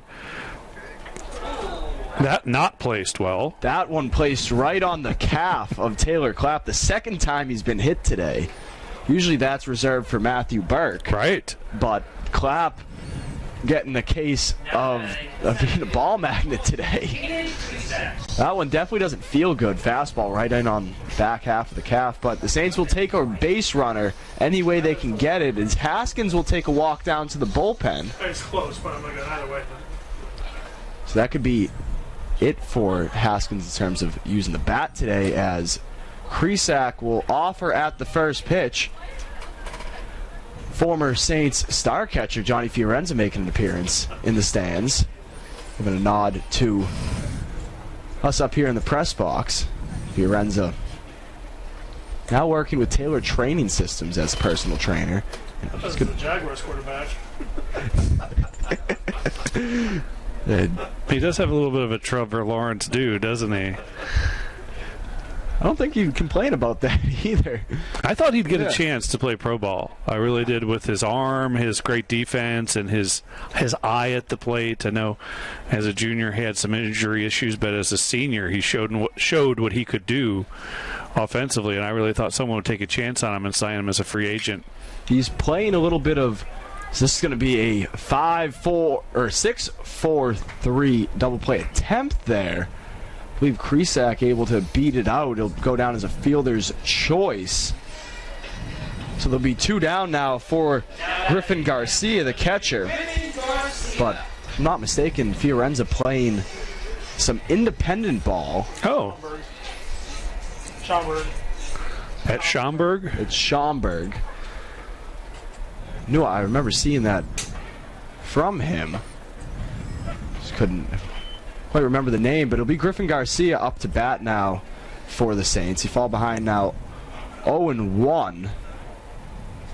Saints looking to tie this one up in the bottom of the 6th. Marinick very efficient, only 19 pitches through an inning and 2/3. The lone base runner coming on. Taylor Clapp being hit by the second pitch he saw and being replaced now by Krisak on the fielder's choice. 1-1 pitch on the way here to Garcia is going to be driven into the gap as there's nearly a collision. The center fielder making the catch for the Eagles, but could have been disastrous there. Great play by Britton, taking charge in the outfield. Still 5-4 Embry-Riddle. And we will head to the top of the 7th here at Drysdale Field on the Peach Belt Conference Network.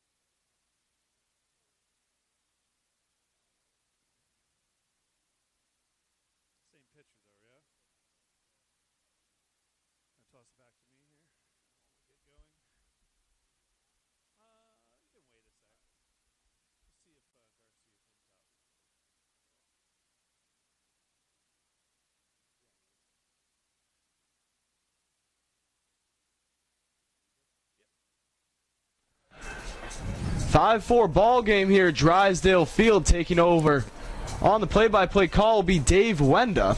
Hey, thanks a lot, Jordan. 5-4 Eagles as they got the 2 spot back in the 5th inning. Or excuse me, in the 6th inning. Yeah, 6th.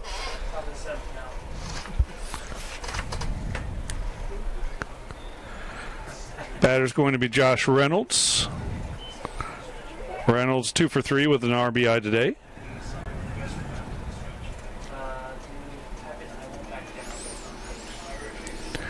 Houston Wynn continues on the mound for the Saints. He is the 6th pitcher of the day.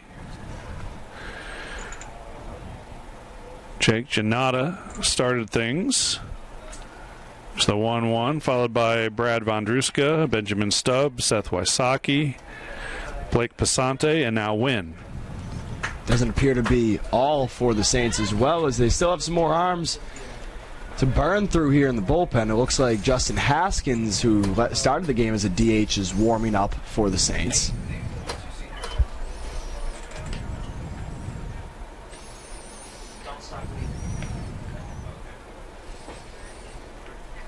Two and two the count. Just missed outside.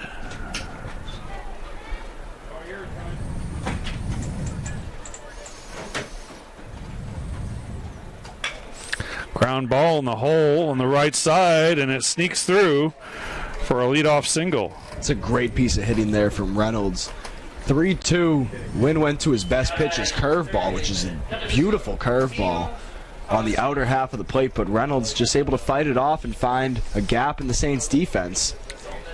Third hit of the day, and that brings up the third baseman, Aracena.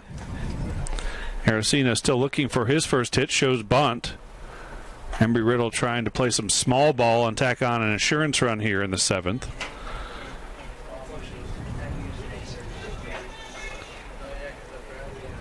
Strange to see Aracena. This is the second time he's shown bunt. He's tied for the team lead in homers with 4 on the season. Has some pop from that right-hander's batter's box. Gets the bunt down. It'll be played by the pitcher, Wynn, who throws to first. Good stretch over there by Clapp to secure the out, but it is a sacrifice, and it moves the runner into scoring position. That brings up Zach Coldsnow, who's 2 for 3 with a homer.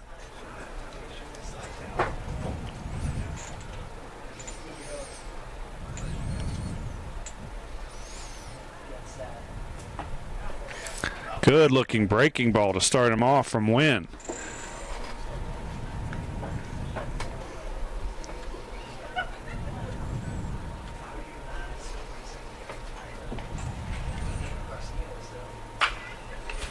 Ground ball, knocked down by Burke, but the throw will be late. It's an infield hit for Cold Snow, who's now 3 for 4 on the day. And runners at the corners with 1 out for Robert Post. Potentially a run-saving play there from Burke. I know Reynolds definitely not the fastest guy on the field, but that one trickling into the outfield, wouldn't be surprised if they were to send him. Yeah, because that's a long run for Owens coming in from right field then to field that, and I think you're right. I think Reynolds would be able to score on that play. So one of those things that doesn't necessarily show up in the box score. This could be 2. Burke flips to Garcia for 1, and the throw on is in time. A double play to end the inning. Still 5-4 Embry-Riddle.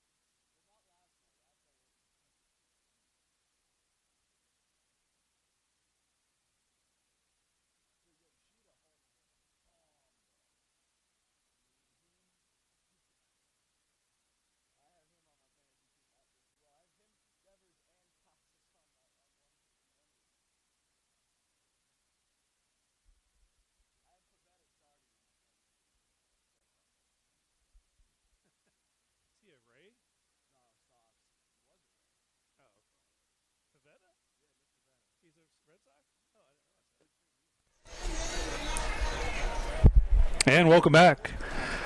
Bottom of the 7th inning, top of the order for the Saints. Sims Owens, Trey Newland, and Donovan Garcia. And Owens lays down a bunt that rolls foul.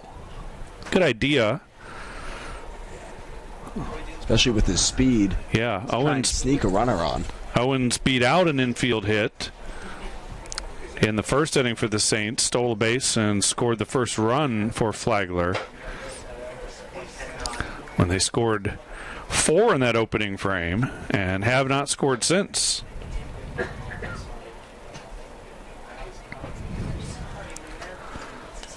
Couple more arms going to head down to the bullpen here for the Saints. See Anthony Nofi, Gabriel Partridge, and then also Drew Rosenberg heading down. Get stretched out. A lot of options for the Saints. So they look to piece together a couple more innings. Definitely depending on what goes on, who's going to come there, and what goes on during this inning, next couple for bad innings for the Saints. Yeah, I imagine that will be the determining factor for Coach Barnett. Fly ball to left field. Marinella makes the out. So 1 down, and the batter is Trey Newland. Newland 1 for 3 today with a stolen base and a run.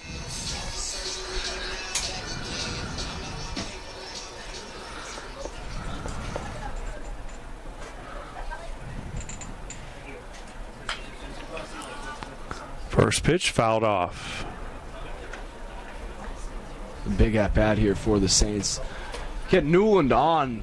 Just try and put some pressure on these bullpen arms for the Eagles, especially with his speed. Be a guy that you can really, he gets on first, you can pretty much book him to get to second, the way he's been running the last 2 seasons. Very effective. But in an 0-2 hole,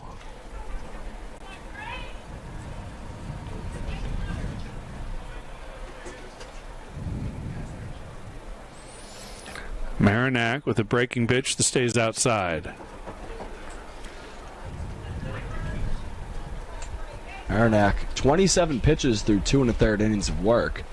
Been really efficient, as both bullpen arms have been. Newland lays off that one. It's low. Ball 2. Marinac, a mechanical engineering major. A lot of impressive academic credentials from these Eagles. Slow roller to second, and a nice play by Coker, who knew he needed to hurry to get the speedy Newland, and there are 2 gone here in the 7th. That's a really tough play right there. Little chopper, but the way it came off of the back of the mound just became a slow roller at that point. He played that almost like he was a third baseman charging in. That brings up Donovan Garcia, who's 0 for 3.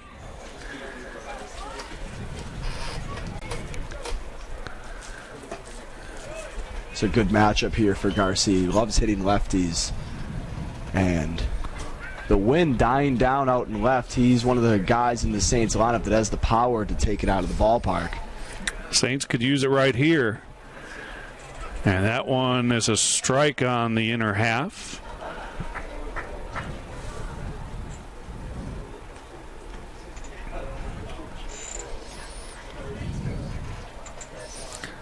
One scoots away.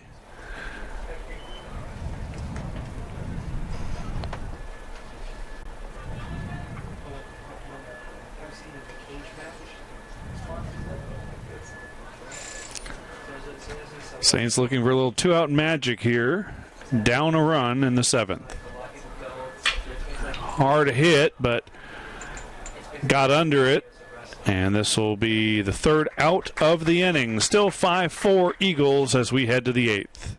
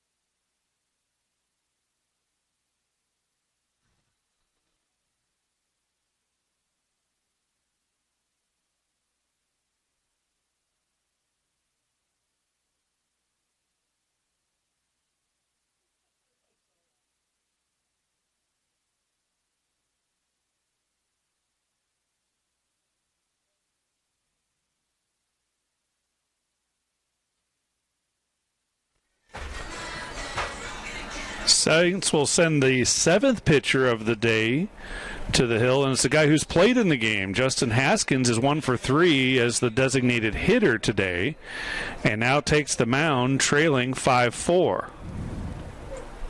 Much better. Haskins, a former PBC Freshman of the Week earlier this season. That was more due to his bat. I believe he went something like 8 for 14. Oh, wow. Weekend series. Something along those lines. I remember him being really hot one weekend. He also came in relief and had a shutout inning and I believe he notched the win, his lone win of the season. He's 1-3 on the season. He's ahead here 0-2 to Matthew Coker, the number 9 hitter and second baseman who made that nice defensive play last inning.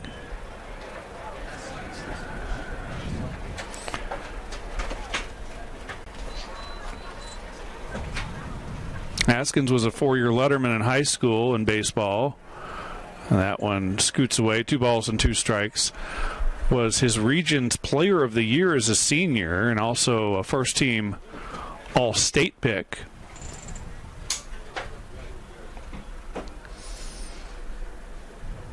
It's a 2-2.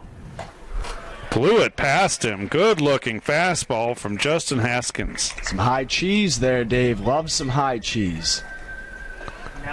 Really changing the eye level there and getting the strikeout. And back to the top of the order.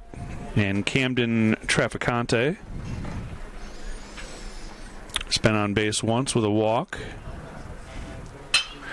First pitch swing, ground ball to Burke.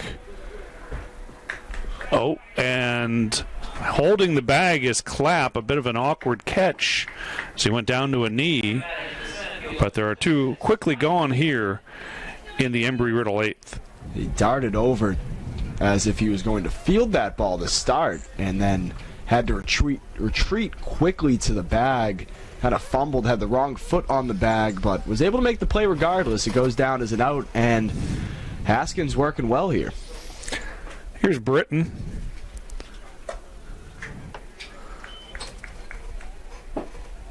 Britton 0 for 2 has a walk and a sacrifice.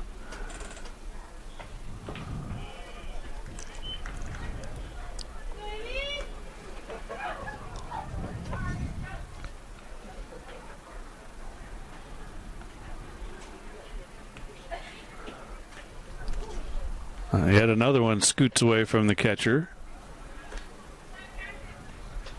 Haskins throws real hard.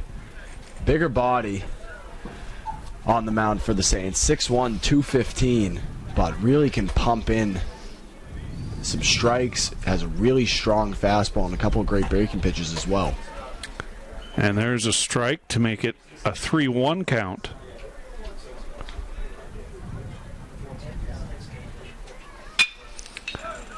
Ground ball knocked down by Burke. The throw will be late. And the Eagles have a 2-out base runner in the form of Alex Britton. Another great play with the glove there for Burke, showing off the range. Second time today he's gotten to a ball in the hole like that. Fortunately, not able to get an out either one, but here's A.J. Marinello. Has a double today, also drove in a run on a ground out.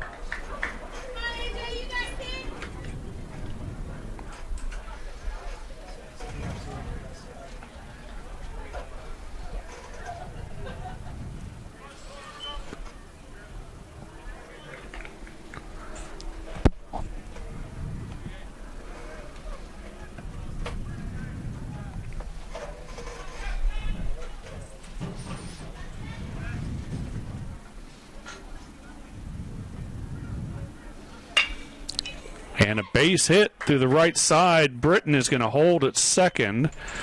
And runners at first and second for the Eagles here with 2 outs. And that brings up Kennedy Davis. Jeremy Kennedy Davis. Britton and Marinello doing a good job of fighting off some high fastballs there and just poking them the other way. Those are good pitches from Haskins, just sometimes the hitting just a little bit better.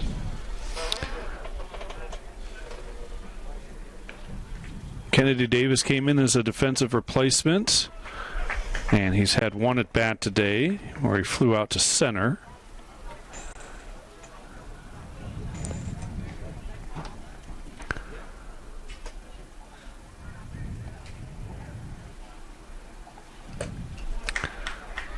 Late on that fastball, 0-2.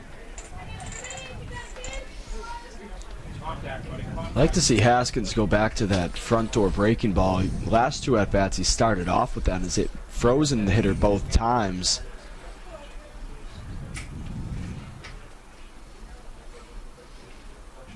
Here's the 0-2. Blocked by Garcia.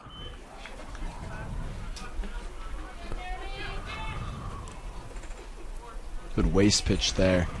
Change the eye level, bury a curveball. Come back maybe with a high fastball now.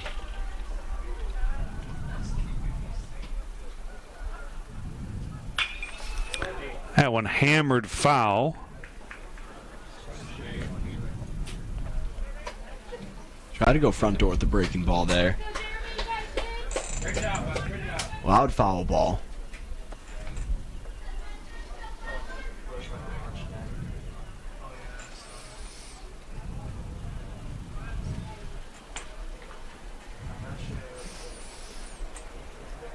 Here's the 1-2. And Haskins and most of the Saints infield thought that was strike 3 as they were headed to the dugout. And instead, the count evens at 2 balls and 2 strikes.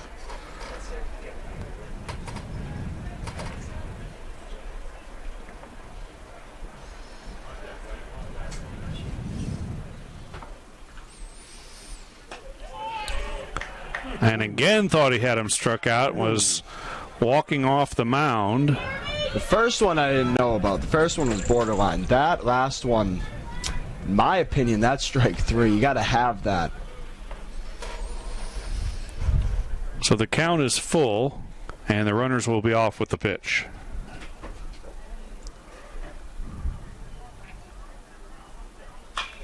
Grounded foul. Contact, good.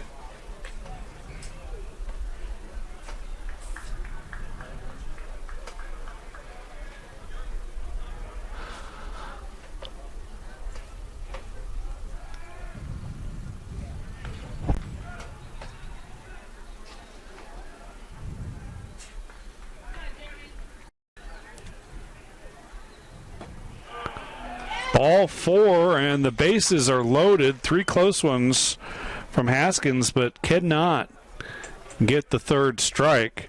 And that brings up Josh Reynolds. 23, Josh Reynolds. Let's go, Josh! Drink one, Josh. 2-out rally here from the Eagles. That last at bat, seems like there was 3 third strikes there that could have been called, but good job from Kennedy Davis to draw the walk. Big cut from Reynolds there. Looking for more than just the the insurance run. He has 3 hits today. But he's behind here 0-2.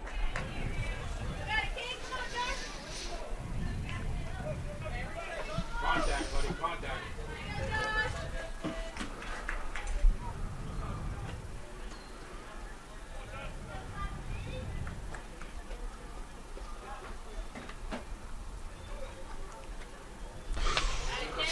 That's outside. Garcia having to backhand it. They just saved a run right there with that backhand. That was hard. It was thrown hard. It was definitely thrown hard. Just kind of yanked it out, but Garcia flashing the leather there and keeping this a 1-run ball game. Another one buried. 2 balls and 2 strikes.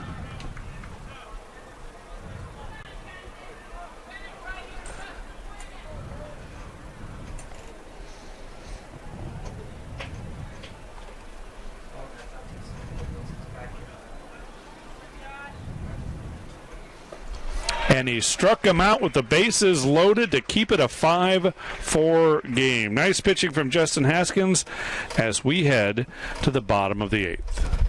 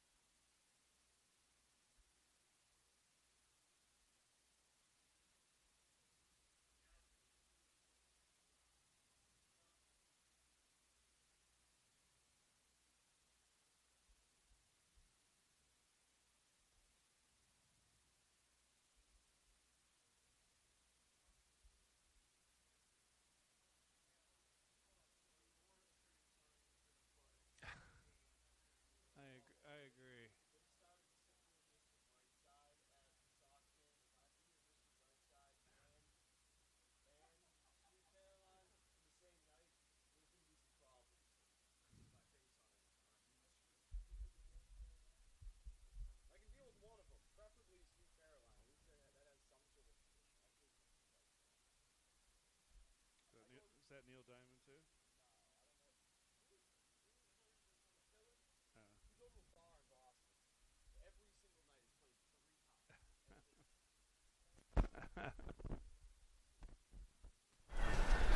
And welcome back. Fourth pitcher of the game for the Eagles is the senior right-hander, number 5, Connor Dunham.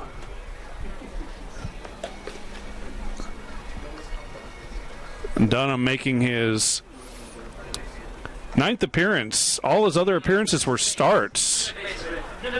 He's 1-6 on the year, 5.49 ERA. He's thrown 41 pitches. Allowed 43 hits, 33 runs, 25 of them earned. He struck out 30 and walked 28. A mixed bag from Dunham. And he'll deal with Matthew Burke, Jaden Ward, and Haskins.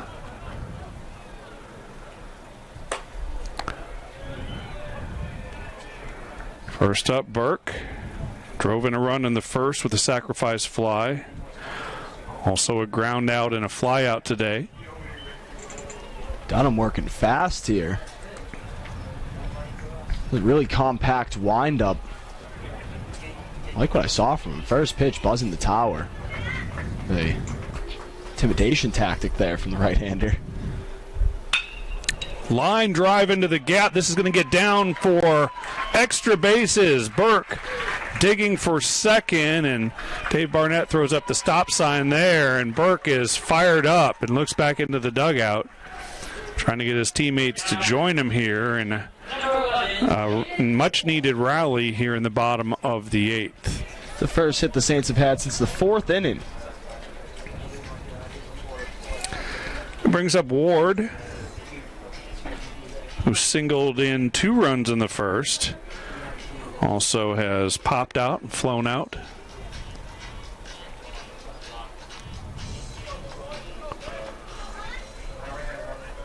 So the corner infielders for the Eagles creep in. First baseman Reynolds is already on the grass.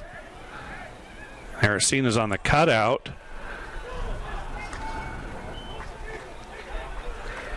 And a quick mound visit. Jaden Ward, 8th in the PBC in batting average with a .350 average, leads all of the Saints.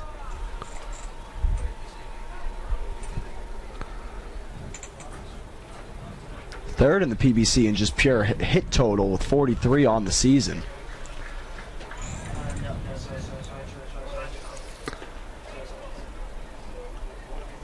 So Kennedy Davis and Dunham have wrapped up their strategy session about how to deal with Ward.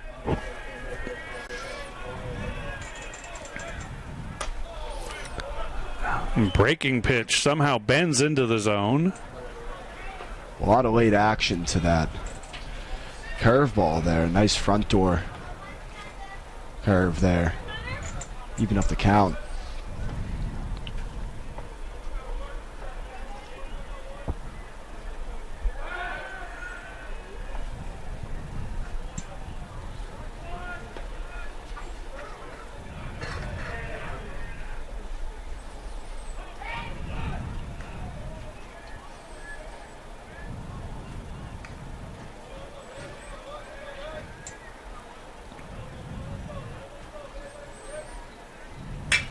Ground ball. Dunham fields it, looks the runner back, and throws out Ward for the first out.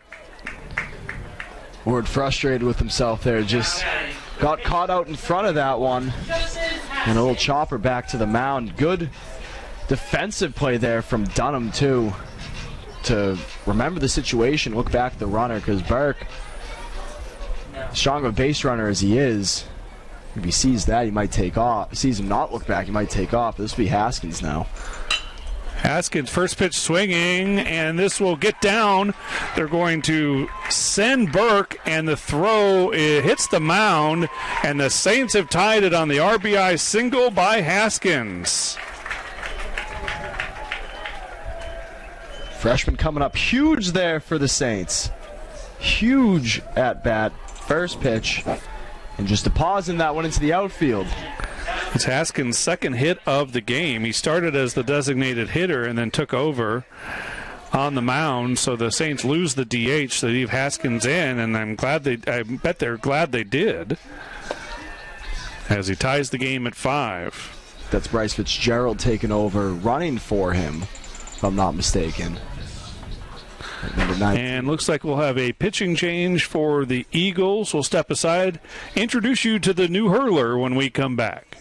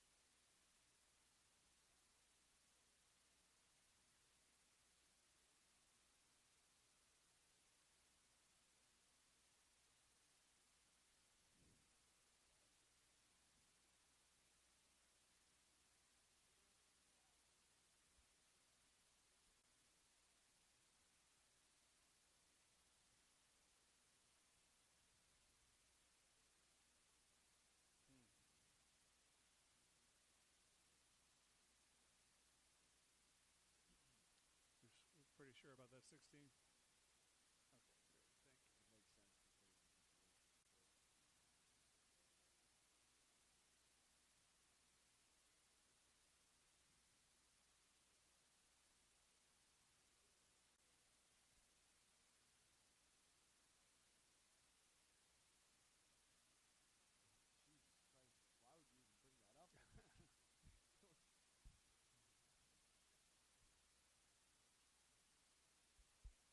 Goes 18. I'm not showing up to class tomorrow. I'm blaming you for it.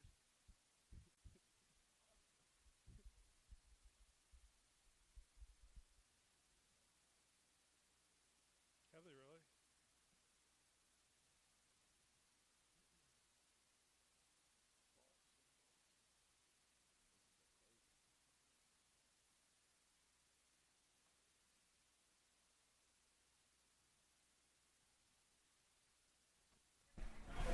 Well, the new pitcher is the closer for the Eagles, Joe Balsam. He's got 4 saves on the year.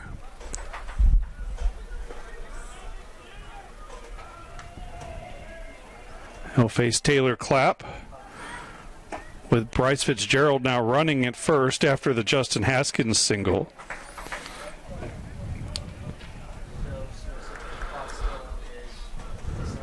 Balsam's bio says he is 6th in Embry-Riddle baseball history with 12 saves. I'm not sure if that was coming into the season or if that counts the 4 he has this year. The runner breaks. The throw. Got him.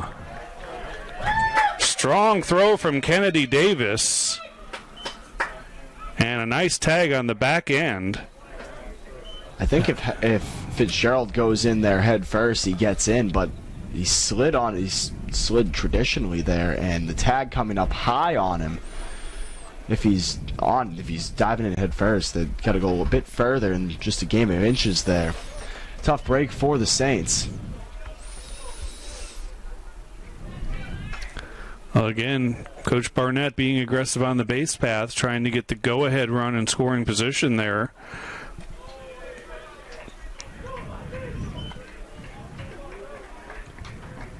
It's a risk you're willing to take there, though, Dave. Try and get that runner on. You bring in a pinch runner, and I think everyone here watching the Saints would be much happier you go out being aggressive than not. Ground ball knocked down by Coker, and he stays with it and makes the play. But the Saints get the tying run on the RBI base hit from Justin Haskins. It's 5-5 as we head to the 9th.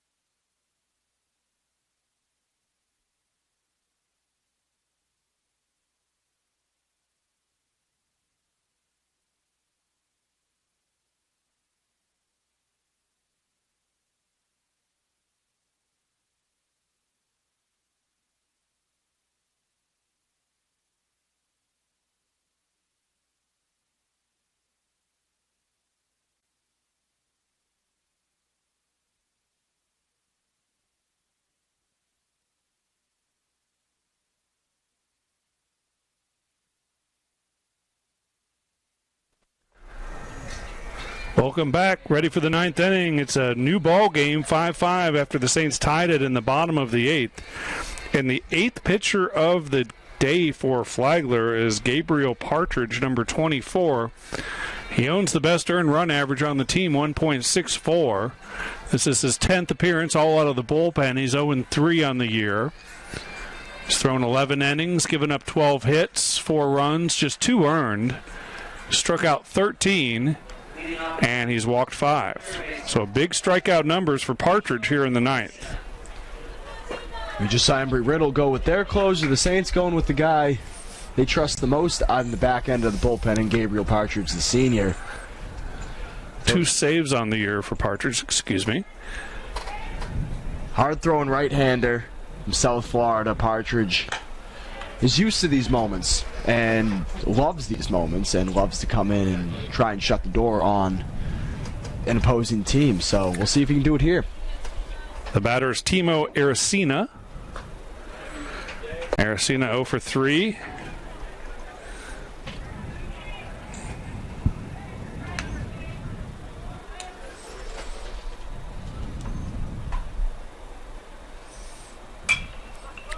Fouled out of play. Last year, Partridge made 6 starts in his 15 appearances. Had a 5-6 record with 2 saves. Struck out 59 in just 56 2/3 innings.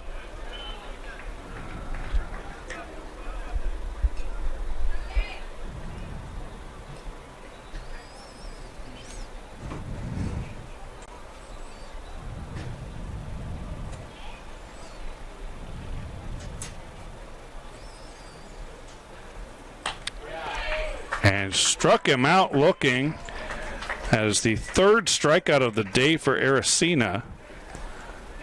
And there's one gone. And Cold Snow steps in. He's been red hot. 3 for 4, a couple of singles, and a huge home run.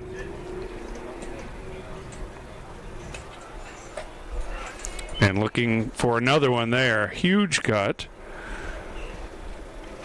Partridge not afraid to challenge him there with a high fastball.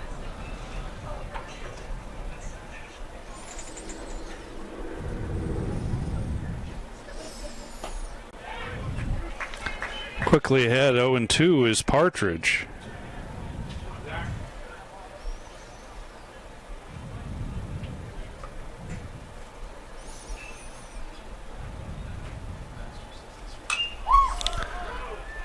Popped up.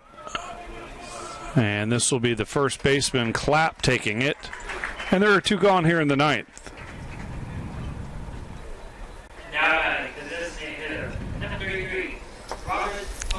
Here's Robert Post.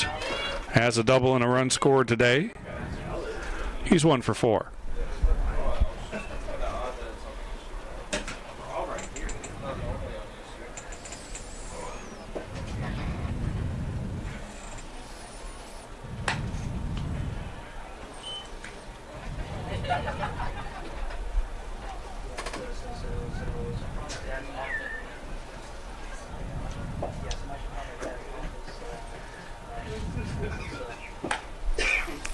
Big swing and a miss. Partridge is dealing.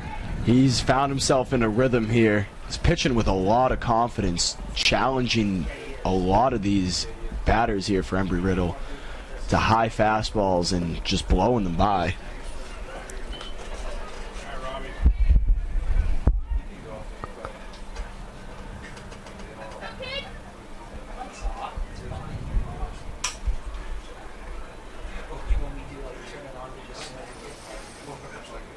Two 1 pitch. That's fouled off. Strike 2.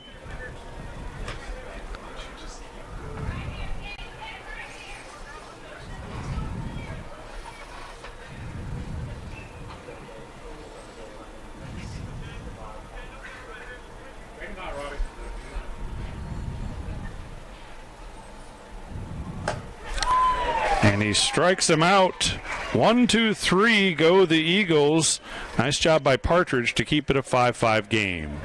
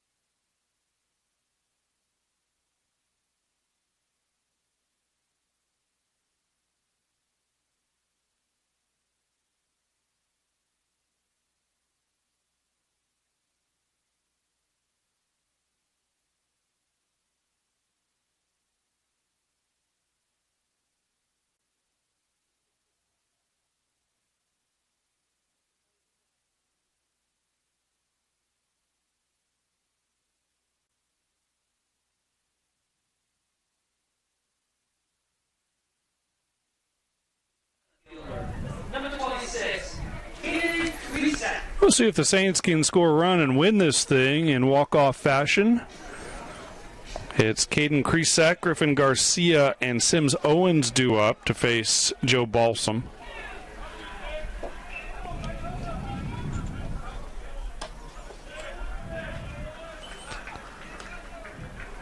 Saints got 4 runs in the first and then the tying run in the 8th.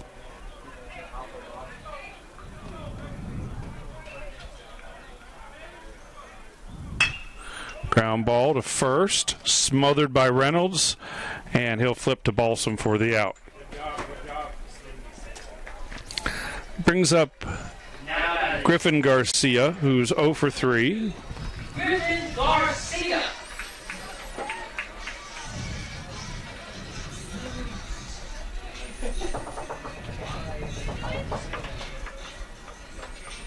Music.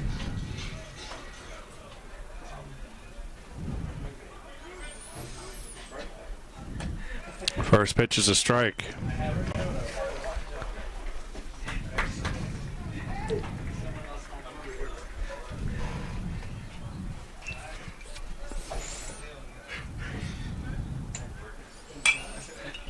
It'll be interesting to see the strategy for the Saints. If they can't walk it off here, do you keep Partridge in, who just mowed down 3 straight, for a second inning of work similar to what Embry-Riddle's doing with their closer, or do you go to another arm? Lays off for ball 1. That's a great point. I would think you'd stay with Partridge, since he looked so effective and threw just 13 pitches. Here's the 1-2. Strike 3 called. And there are quickly 2 gone here in the Saints' 9th. Back to the top of the order, and Sims Owens. Tough day for Griff. It's a sombrero there, his 3rd strikeout of the game.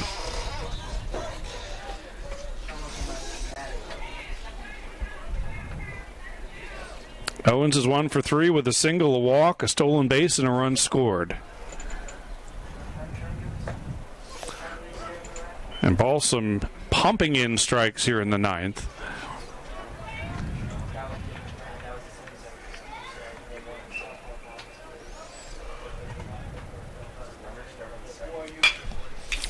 Ground ball to second.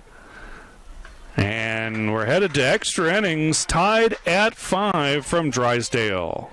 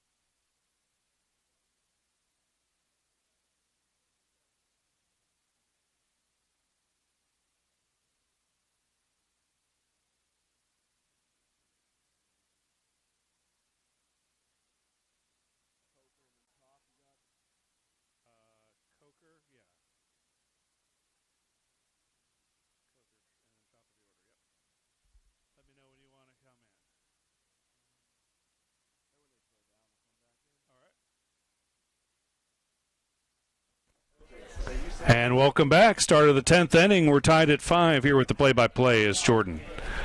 We have Gabriel Partridge still on the mound for his what will be his 2nd inning of work here.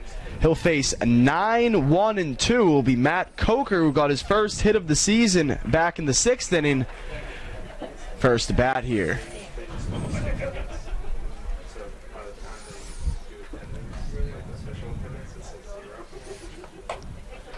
First pitch here from Partridge. Miss outside. He got through his first inning of work back in the 9th and only 13 pitches. Was very efficient, throwing a lot of strikes similar to his counterpart in Balsam. Fall behind here to the 9-hole man Coker, 0-2 or 2-0. seen pretty much everything so far here today, Dave. Home runs, a lot of runs in the first, then kind of a tale of two games turned into a pitching duel. Yes, and lots of pitchers used on both sides. 8 for the Saints and 5 so far for the Eagles. Partridge with the 3-0 pitch. This one's fouled off. The 9-hole man getting the green light in a 3-0 count. And his coach just held up his hands like, what are you doing? Yeah. I'm not sure that's what that was, but I think so. Yeah, well, he got his first hit of the year. He came into the day with 7 at-bats only.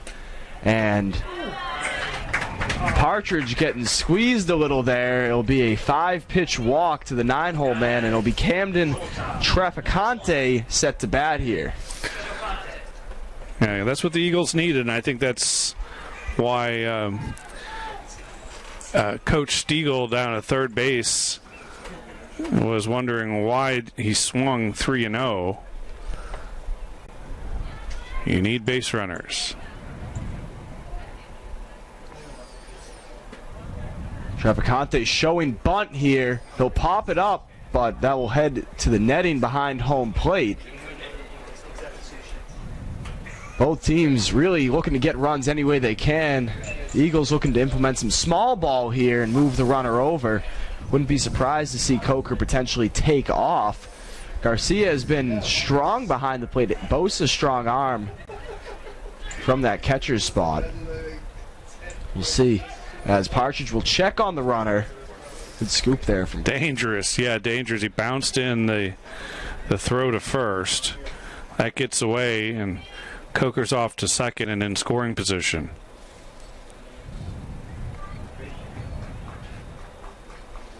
Traficante showing bunt here, the 0-1. He'll lay this one down, and a good one. Garcia will throw on to first. Will be in time. Clapp making the throw over to third as... Yeah, no one was covering third base. It was wide open, and so smartly, both Donovan Garcia and the pitcher Partridge ran over to cover, realizing that base was open, and Coker could have perhaps taken third. So there'll be a duck on the pond here for Alex Britton, the center fielder. Britton is 1 for 4 today. He's also walked. His last at-bat, he singled back in the 8th. Looking to be the hero here for the Eagles in the top of the 10th. First pitch from Partridge misses high for a ball.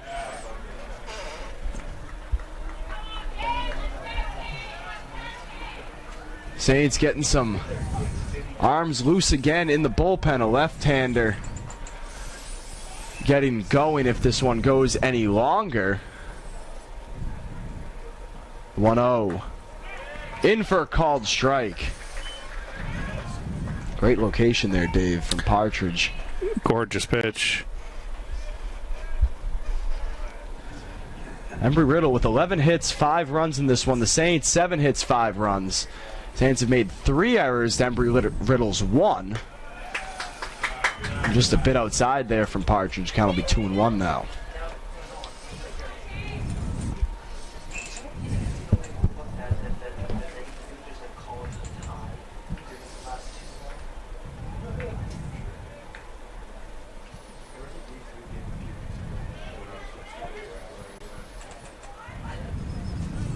Coker getting a little frisky at second there. The pitch from Partridge is bounced in. It's going to get by Garcia and be a wild pitch as now the leading run here is only 90 feet away. It'll be a 3-1 count now to the center fielder, Alex Britton. Well, you mentioned it. Coker trying to distract, I think, Partridge a little bit, dancing back and forth. And then Donovan Garcia was bluffing in behind the runner Coker. A lot of movement behind the pitcher Partridge, and perhaps lost a little focus on that pitch. Comes back and drops in a great breaking ball. The count will be full now to Alex Britton. The Saints bring the infield in. Obviously the play is at the plate. You need to cut down this run and keep it a tie ball game. Alex Britton came into the day batting .269 with 25 hits, 5 doubles, no homers, and 12 RBIs. He's looking for his 13th RBI of the season here, and it would be a big one if he could get it. Coker just 90 feet away. Partridge comes set, the 3-2. This one fouled back into the netting here, and we'll reset at 3-2. Well, this is what it's all about, isn't it? Those great moments, batter versus pitcher with the game not necessarily on the line, but the go-ahead run standing 90 feet away. Key moment in this ball game. Have to think about if the Saints get out of this. A lot of momentum. The 3-2 pitch will miss high for ball 4. Alex Britton will walk. This potentially could help out the Saints. You have first base open. Now you can put the corner or the middle infielders back a little, and if you can roll up a double play ball, you can get out of it. Exactly. That's a good point. I mean, you don't want to necessarily give up another base runner, but it does allow you to potentially get out of the inning with the double play, and the Saints will move both Garcia and Burke back to double play depth. They'll hold the runner at first, which creates a bigger hole on the right side. Manarello in his last at-bat went there. They're going to try and lay down a bunt here.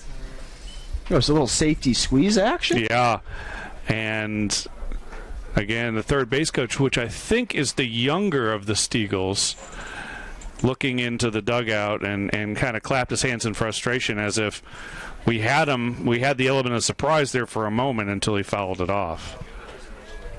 Safety squeeze would be something I haven't seen in quite some time here at Drysdale Field. The count will be 0-1. Manarello. Partridge will check on the runner at first, and Britton.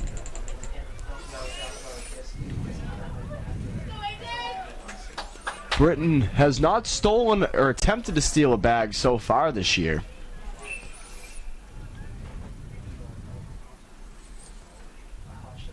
The 1. This one's going to be driven the other way. Back towards the wall. The catch is made by Owens. Tagging is the runner. But they will... He was called safe at second. It looked like the throw beat him there, Dave. Wow, and I'm not sure the run had scored as the tag was made. And this is a huge break for Embry-Riddle and a very bad break for the Saints. First of all, it's a boneheaded base running play to take off there when you potentially are the third out of the inning, and you could have negated the go-ahead run. A strange decision. He gets a great break there and getting called safe. I thought he was out. Obviously, umpiring crew has a much better view at it than we do up in the press box. But with all that set aside, the Eagles lead 6-5 on the A.J. Manarello sacrifice fly. Your runner on second now for Kennedy Davis.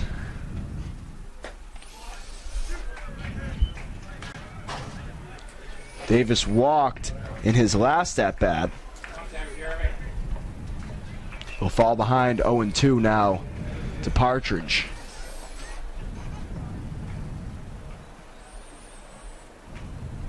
That one's going to get by Garcia. Runner will take off for third. And now an insurance run just 90 feet away.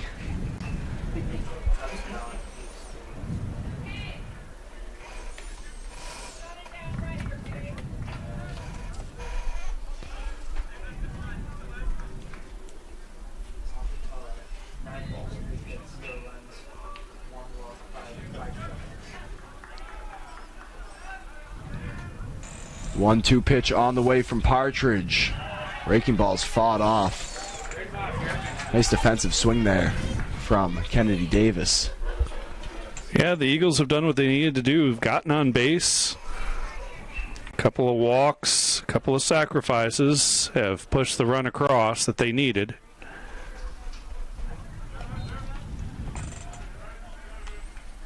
The 1-2 from Partridge. That one just misses. Partridge with a long look in. Saints infield thought that was strike 3 as well. We'll have twos across the board here in the top of the 10th. Eagles lead 6-5.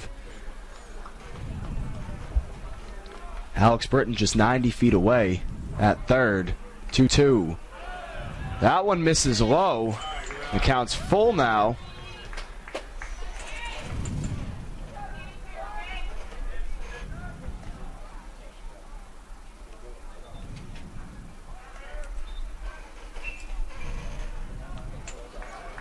The 3-2 pitch. This one's back to the backstop.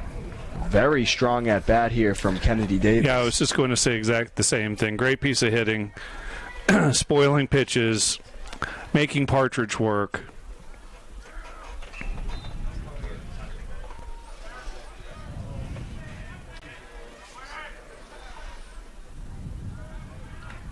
Partridge gets sets the 3-2. This one, little floater to Garcia, and that will do it for the top of the 10th.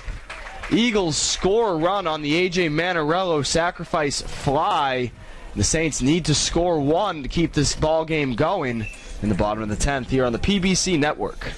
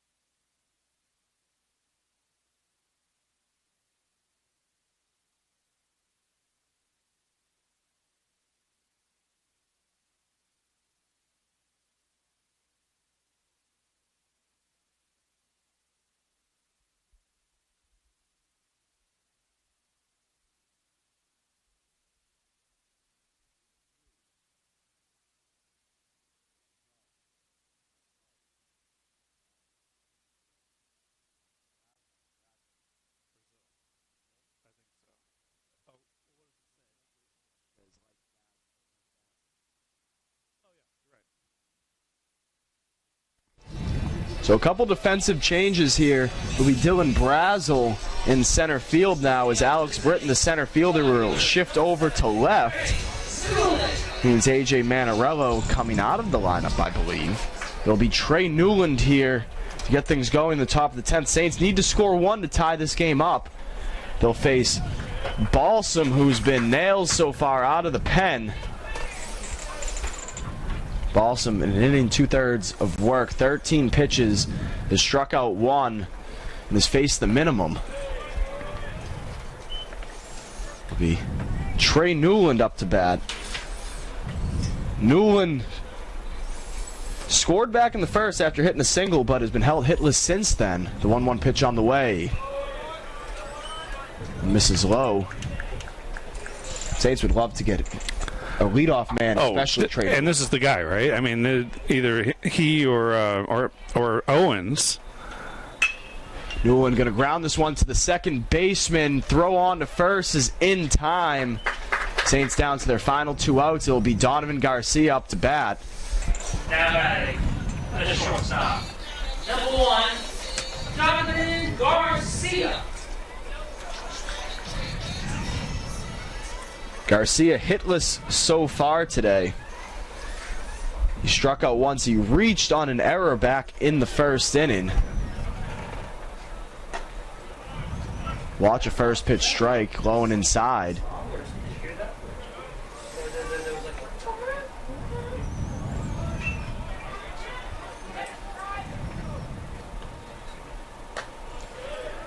That one misses high from Balsam. Counts 1-1. The Saints. You had the stat up earlier today, Dave, about 1-run losses. 3-7 on the year. As Garcia will go fishing on a breaking ball there. He'll be behind now, 1-2, but I don't want to say fluky, but that's a fluky record to have in one-run ball games. It's certainly tough luck for Flagler. 1-2's going to miss outside. Count will be even now to the Saints shortstop. But you think about it like this. You're down 1 run. You have the top of your lineup up in Newland, Garcia, and Burke. If you can push it across, you have your best hitter by average in Jaden Ward. A non-competitive swing there from Garcia as he'll go down swinging. Saints down to their final out now in Matthew Burke. Burke in his last at-bat found a gap and hit a double. Came around to score the tying run in the 8th. Looking to repeat that same thing here, Dave. Yep, and again, one of your key contributors, one of your veteran leaders. If you can have anyone at the plate, Matthew Burke's one of the guys you would pick. First pitch here from Balsam. In for a called strike. Balsam's just so efficient. 2 1/3 innings of work.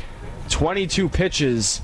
Has struck out 2 and has faced the minimum. He's came in here and done what a closer does and just shut the door. Saints down to their final 2 strikes as this will be a slow dribbler back to the pitcher. Throw on to first will be in time, and the Embry-Riddle Eagles will take this game 6-5 in extra innings. Balsam will earn the win, and the Saints will drop this midweek affair. Next game for your Saints will be April 7th, Friday, at North Georgia at 4 p.m. For the rest of the Saints family, Dave Wenda and myself, this was Saints Baseball. You're on the PBC Network. Have a fantastic rest of your Tuesday night.